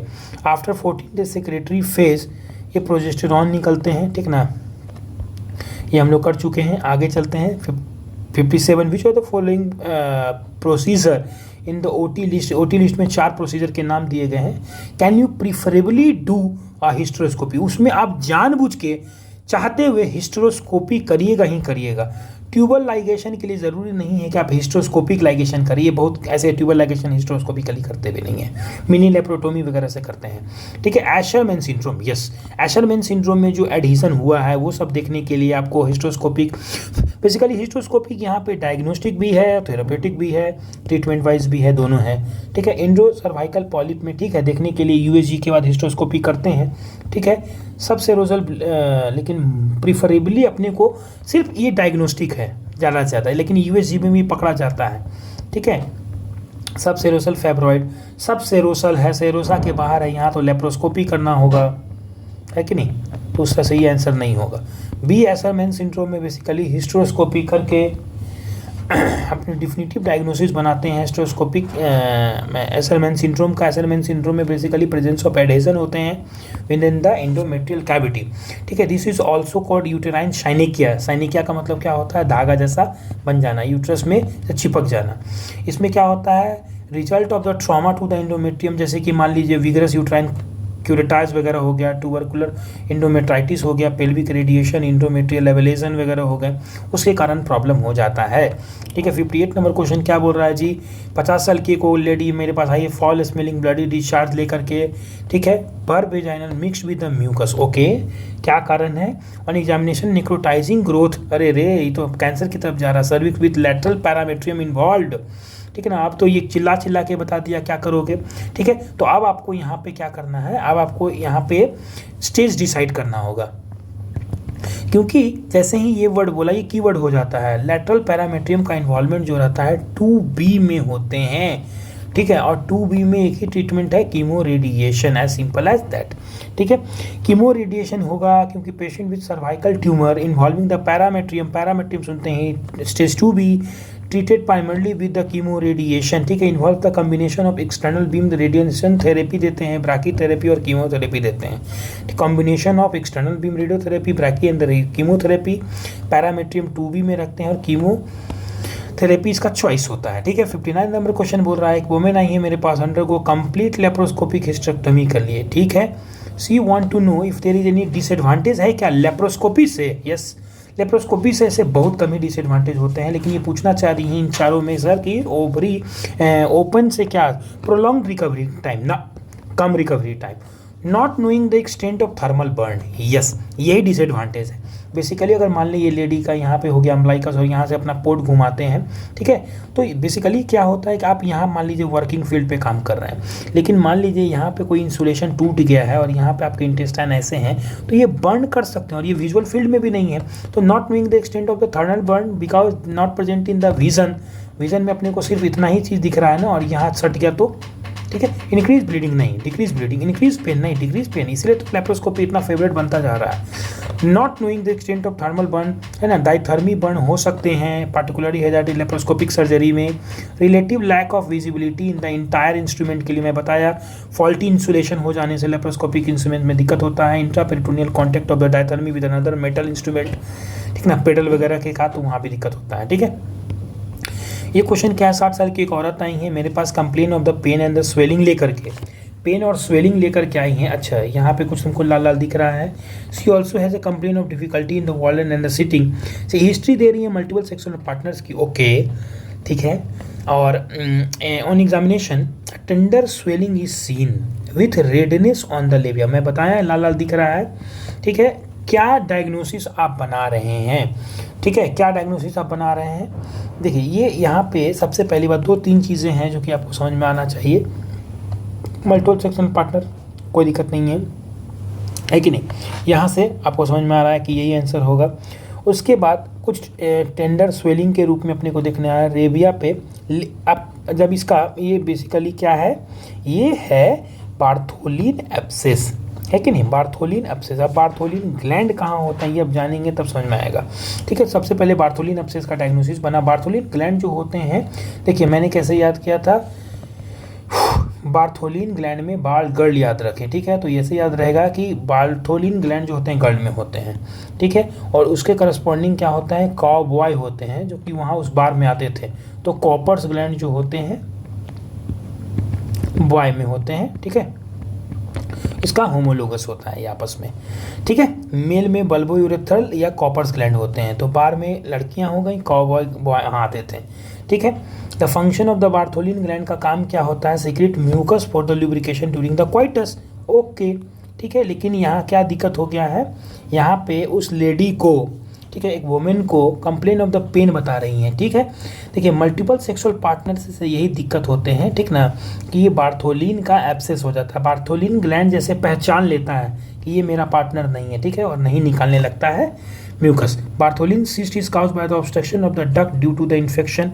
इन्फेक्शन क्यों होगा, नहीं पहचानने से, trauma, mucus changes. Mucus changes क्या होगा, यहीं पे मल्टीपल सेक्सुअल पार्टनर आते हैं। मल्टीपल सेक्सुअल पार्टनर आने से उस लेडी में म्यूकस का चेंजेस आ गया, जिसके कारण इन्फेक्शन हो गया, जिसके कारण डक्ट बंद हो गए, ठीक है। और कॉन्जेनाइटली भी कभी कभी नैरो डक्ट के साथ लेडी आती हैं। If the cyst get infected, अपने को क्या करना है, formation of the Bartholin cyst हो जाएगा, एज सिंपल एज दैट। तो समझ में आ गया, जैसे ही मल्टीपल सेक्सुअल पार्टनर का हिस्ट्री आता है, म्यूकस चेंजेस आते हैं, इन्फेक्शन होगा, डक्ट बंद हो जाएंगे और हो जाएगा क्या, Bartholin abscess, as simple as that, ठीक है। 16 नंबर 1 क्वेश्चन देखते हैं। 23 साल की एक लेडी आई है मेरे पास, बता रही हैं कंप्लेंट बाय अपनी मम्मी के साथ आई हैं, सॉरी मदर इन लॉ के साथ आई हैं, मम्मी ही बोले, अब ससुराल में आ गई हैं, इनफर्टिलिटी क्लिनिक में आई हैं, ठीक है। वो बता रही हैं कि रेगुलर इंटरकोर्स तो हो रहा है 6 महीने से, लेकिन बच्चा नहीं हो रहा है। तो क्यों माँ, क्यों इतना हड़बड़ा रही हो आप, है कि नहीं। हड़बड़ाना नहीं है अपने को, 1 साल तक तो एटलीस्ट रुक जाइए, है कि नहीं। कहते हैं कि इनफर्टिलिटी का डायग्नोसिस बांझ नहीं बोलने किसी को भी, है कि नहीं, जब तक आप 1 ईयर ऑफ अनप्रोटेक्टेड सेक्स, ठीक है ना, नहीं हो, आदमी इंजॉय भी नहीं करेगा और कोई बच्चा देने लगेगा तो दिक्कत में पड़ जाएगा ना, है कि नहीं। तो सीमेन एनालिसिस ये सब बंद करिए और अपनी माँ का मुंह बंद कर दिए सबसे पहले। इसको रीएश्योरेंस एंड व्यू आफ्टर 6 महीने बाद आइए, अच्छे से खाइए पीजिए और इनको हरिद्वार भेजें, ठीक है। इसमें यही आंसर हो गया। द नेक्स्ट बेस्ट मैनेजमेंट क्या होता है, रीएश्योर करके कपल को फिर से 6 महीने बाद बुलाएं। Inability to conceive after 1 year of the unprotected intercourse is defined as the infertility. Infertility कब बोलते हैं, जब 1 साल तक अनप्रोटेक्टेड इंटरकोर्स होने के बाद नहीं हो। Infertility evaluation offer to any couple जो कि fail to conceive after 1 year बाद नहीं आएंगी, तब हम उनको फिर ये देंगे कि मेरे पास इनफर्टिलिटी इवैल्यूएशन करवाइए और क्या क्या कारण है उसको खोजते हैं दोनों मिलके, ठीक है। बाकी काफ़ी दफ़ा तो यही होता है कि कुछ कारण नहीं निकलता है, फिर से अपने आप रिजॉल्व हो जाता है, ठीक है। 28 साल की ओल्ड वुमेन आई हैं, history of multiple sexual partner. Multiple sexual partner सुनते ही मेरे दिमाग में कुछ कुछ चलने लगा ना, yes. Present with the lower abdominal pain, ये तो पीआईडी आ गया। 1 महीने से सी एक्सपीरियंस है minimal discharge and complaints of the intermenstrual bleeding. Intermenstrual bleeding सुनते ही चलिए कोई दिक्कत नहीं है, पीआईडी के साथ मोस्ट कॉमन लाइकली क्या होते हैं इसमें अब ये बताने की ज़रूरत नहीं मुझे होनी चाहिए थी, ठीक है ना। लेकिन नॉन गोनोरियल काउजेज भी होते हैं, गोनोरियल काउजेज भी होते हैं, ठीक ना। तो नाइजीरिया गोनोरिया ही ये तो नहीं बन पाएगा, ठीक है। जेनाइटल ट्यूबरक्लोसिस वगैरह हम कब करते, ठीक ना। मल्टीपल सेक्सुअल पार्टनर में कभी भी जेनाइटल ट्यूबरक्लोसिस का हिस्ट्री नहीं जाएगा, ये वर्जिन में जाता है, ठीक है, टीबी वगैरह होना। नाइजीरिया गोनोरिया भी एक सेक्सुअली ट्रांसमिटेड डिजीज़ है, ठीक ना। ये काउज पाइलाई से एडेजन कर लेता है यूरेथ्रा में, म्यूकोसल सरफेस में। द मेजर सिम्टम्स इसमें क्या आते हैं, मेजर सिम्टम्स इसमें आते हैं वेजाइनल डिस्चार्ज, डिस्पैरेनोइया और डायसूरिया आते हैं, ठीक है। तो यहाँ याद करेंगे ये जो पीआईडी वगैरह का जो दे रहा है multiple sexual partner, Neisseria gonorrhoea का डायग्नोसिस बन रहा है, ठीक है। आगे चलते हैं। 24 साल की एक लेडी आई है मेरे पास, बिंग ट्रीटेड इनफर्टिलिटी के लिए ट्रीटेड थी, ह्यूमन मेनोपॉजल गोनेडोट्रोपिन। अरे खत्म कहानी हो गया, OHSS है क्या कहीं, ओवेरियन हाइपर स्टिमुलेशन सिंड्रोम, ठीक है। सडन एबनॉर्मल पेन होना, नोजिया, वोमिटिंग, ब्रेथलेसनेस होना, है कि नहीं, ये सब लेकर के आती हैं, OHSS होगा। ओवेरियन हाइपर स्टिमुलेशन सिंड्रोम में एवर जो सोनोग्राफी अपने को देख मिल रहा था, लार्ज सिस्ट यहाँ पे दिख रहा है 1 2, है ना। तो उस तरह से ये डायग्नोसिस मेरा बन गया। OHSS is characterised by multiple ovarian follicular cyst accompanied by increased capillary permeability। Capillary permeability बढ़ जाता है, इसके कारण क्या होता है, it happens often as a complication of ovarian induction therapy में लेते हैं, उसका ये कॉम्प्लिकेशन है for infertility. It occur due to the stimulation of vascular endothelial growth factor expression in the granulosa cells of the luteal cell by the SCG। SCG के injection से क्या होते हैं कि VEGF जो रहते हैं उसका स्टिमुलेशन होता है, जिसके कारण क्या होता है, expression in the granulosa luteal cells by the SCG के कारण ये फट जाता है, ठीक है। बहुत सारा जो है फ्लूइड निकलता है। VEGF क्या करेगा, एंजियोजेनेसिस करवाएगा। During an hysteroscopic removal of the submucosal fibroid, submucosa, mucosa नहीं सब म्यूकोसा में था, फ्लूइड लॉस 2000 का हो गया है, ठीक है, estimated in the patient, what is the immediate complication, क्या होगा इसके कारण? आपको पता है इसके कारण क्या होता है? एक्यूट ट्यूबुलर एसिडोसिस हो जाएगा ना, क्या बात हो गया, DIC हो जाएगा, नहीं यार, पल्मोनरी इडीमा, यस, इतना फ्लूइड जाएगा कहाँ, लंग ही में तो जाएगा, है कि नहीं? पल्मोनरी इडीमा कह रहा है, क्लिनिकल वेनेट में आपको साफ दिख रहा है, डायग्नोसिस फ्लूइड ओवरलोड का है। पल्मोनरी इडीमा जो होता है इमीडिएट कॉम्प्लिकेशन एंटीसिपेटेड है, ठीक है। तो वही वाला बात हो गया कि जब इस तरह का कुछ हो तो लैसिक से चला दीजिए और क्या, निकल जाएगा, ठीक है ना। द टर्म फ्लूइड डिफिशिट का मतलब क्या होता है, मैं पहले ही बात कर चुका हूँ, ठीक है ना, कि जितना डाले और उतना नहीं निकला। यूनिपोलर क्योंकि गरीब है तो 1000 ml से ज़्यादा नहीं रख पाएगा। बाईपोलर अमीर है 2500 ml का डिफिसिट सह सकता है, उसके बाद हम प्रोसीजर बंद कर देंगे, ठीक है, मैं पहले ही बात कर चुका हूँ। 65 नंबर क्वेश्चन क्या बोल रहा है? 54 साल की एक लेडी आई हैं, diagnose with advance cervical cancer है, ओके, उनकी बच्ची भी आई हैं 14 साल की, बोलना चाह रही हैं कि उन अपनी बच्ची को क्या सलाह देगी। देखो लेडी, सर्वाइकल कैंसर है, इसको रोका जा सकता है HPV, है ना, वैक्सीन लेकर के, तो आप ले लीजिए, ज़्यादा सही रहेगा, HPV वैक्सीन ले ले। एडवांस द HPV वैक्सीन आप बच्ची को सजेस्ट करेंगे। द पेशेंट्स के तो डॉक्टर हैं, नॉट ए हाई रिस्क तो नहीं है developing cervical cancer because it does not run in the family. ऐसे सर्वाइकल कैंसर फैमिली में तो ऐसे नहीं रन कर रहा है, लेकिन यस ये तो है कि सर्वाइकल कैंसर के one of the cause most common में HPV आते हैं, HP ह्यूमन पेपिलोमा वायरस का इन्फेक्शन आता है, ठीक है, उस तरह से। एटियोलॉजी जो सर्वाइकल कैंसर का रहता है HPV में रहते हैं, immunisation against the virus is protective, so that's why we the offering the first at this. सबसे पहले यही ऑफर करना। 17 साल की एक लेडी आई है मेरे पास, प्राइमरी एमेनोरिया लेकर के, अच्छा अभी तक primary amenorrhoea, okay, no development of the breast है, प्यूबिक हेयर अगर देखा जाए और कोई हेयर वगैरह भी नहीं आया है, ओके, हाइट भी छोटा ही लग रहा है, वेट भी कम है, बायलेटरल इंग्वाइनल मासेज है, बायलेटरल इंग्वाइनल मासेज, देखिए बायलेटरल इंग्वाइनल मासेज ये बहुत बड़ा लाइन है मेरे लिए, ठीक ना। On examination uterus, fallopian tube, ovary नहीं है, ओके, मोस्ट लाइकली डायग्नोसिस क्या होगा? कंप्लीट एंड्रोजन इनसेंसिटिविटी में क्या होता है, हेयर वगैरह एकदम नहीं होता है, ठीक है, तो उधर तो जा रहा है ये, ठीक है। मैं टर्नर सिंड्रोम को क्यों एक्सक्लूड कर रहा हूँ, क्योंकि टर्नर में क्या होता है, थेलार्क नहीं होते हैं, पता है मुझे, लेकिन यूट्रस तो प्रेजेंट होता है ना दोस्त, है कि नहीं, ओवरी, स्ट्रीक ओवरी रहते हैं ना, ऐसे देखा हुआ रहेगा मेरा, है कि नहीं, तो इसीलिए नहीं हो सकता टर्नर सिंड्रोम, क्योंकि यूट्रस इसमें प्रेजेंट रहता है, इसमें एब्सेंट बता रहा है। सिंपल पॉलीसिस्टिक ओवेरियन सिंड्रोम कहाँ आप जा रहे हैं, उसमें ओवरी यूट्रस सब रहते हैं, ठीक है, तो ये ऐसे ही एक्सक्लूड हो गया, ये ऐसे ही एक्सक्लूड हो गया। कंप्लीट एंड्रोजन इनसेंसिटिविटी सिंड्रोम में क्या हुआ, हेयर नहीं रहते हैं, तो हेयर नहीं रहने का दे ही रहा है कि हेयर नहीं है, ब्रेस्ट नहीं है, हेयर इन द प्यूबिक नहीं है, पूरा का पूरा नहीं है, ठीक है। तो अभी मेरे लिए ये और ये दोनों रेस में दौड़ रहा है, ये भी हो सकता है, ये भी हो सकता है, तो मैं कैसे अलग करूँगा इसको, ध्यान से देखें।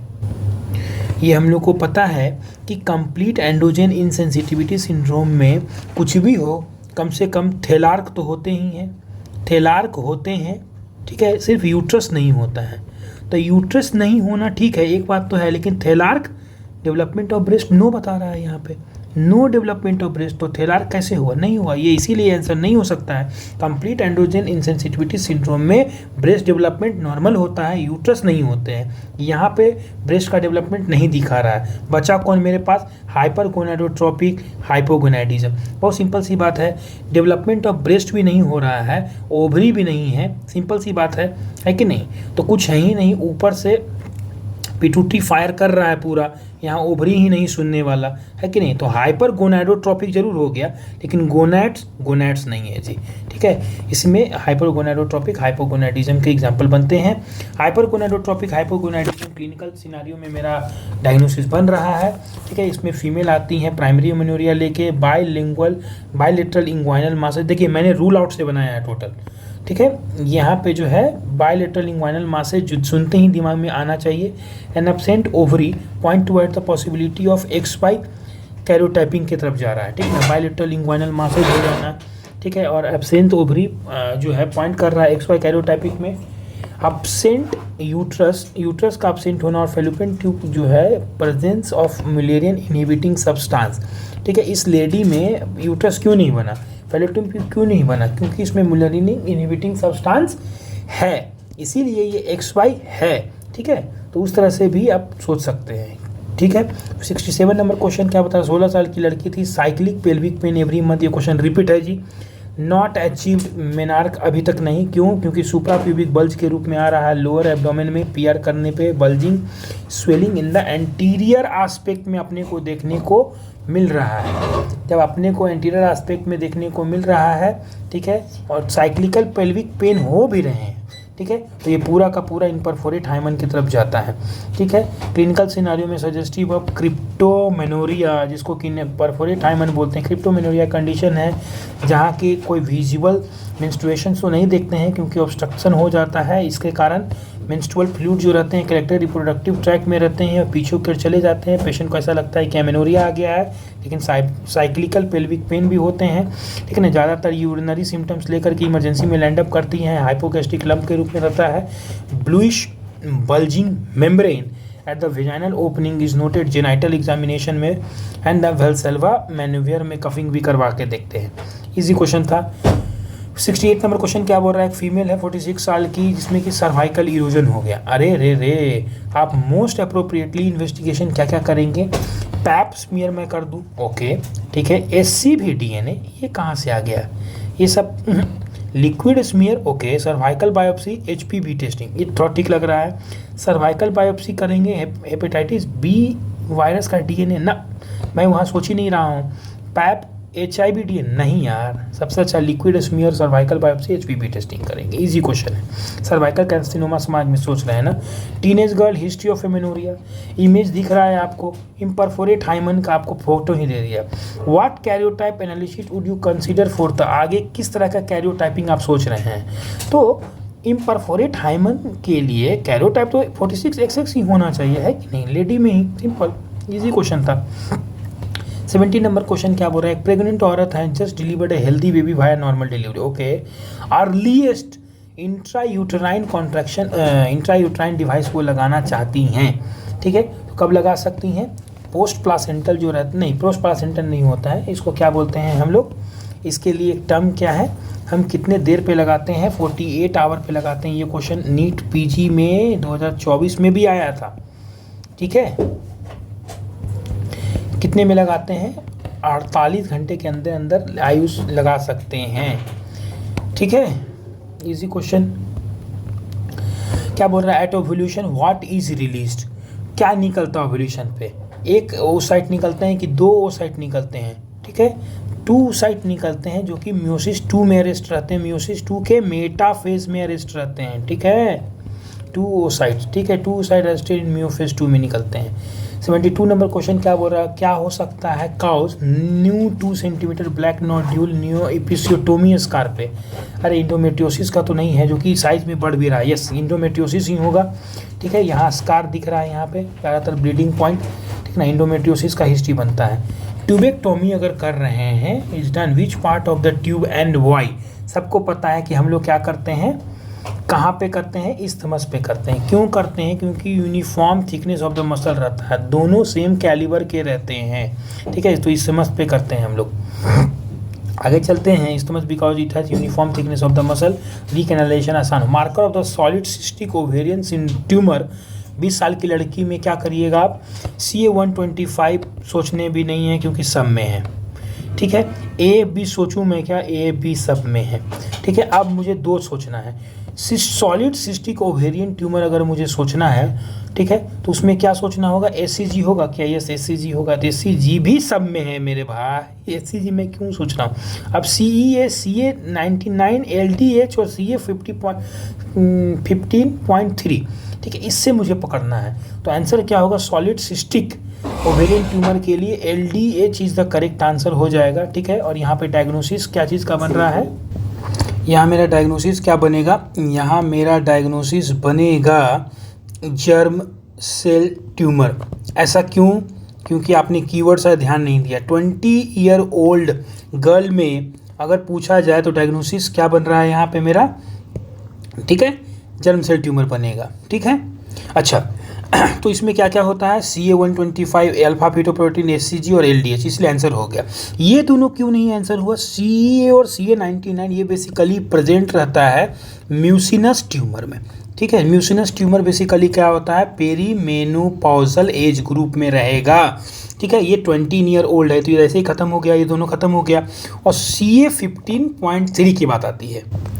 CA15.3 जो रहता है, हम लोग जानते हैं कि ब्रेस्ट कैंसर के ट्रीटमेंट में कैसा मतलब है, कहीं रिकरेंस तो नहीं, ये सब देखने के लिए हम लोग CA15.3, मैम ने क्या बताया, मैम ने बताया कि कभी भी CA, CA99 ये सब कभी ओल्ड एज मतलब ओल्ड एज में करवाते हैं, यंग एज में नहीं करवाते हैं।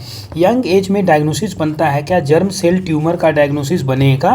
ठीक है, तो इसीलिए जो CA99 हो गया वो म्यूसिनस ट्यूमर यानी कि एपिथेलियल वाले हो गए, और ये पेरीमेनोपॉजल में भी हो गए। ठीक है, अपना आंसर क्या बनेगा, डायरेक्टली जर्म सेल ट्यूमर, ये सब नहीं हो सकता। CA इतना नहीं, ये तो ऐसे ही कट गया।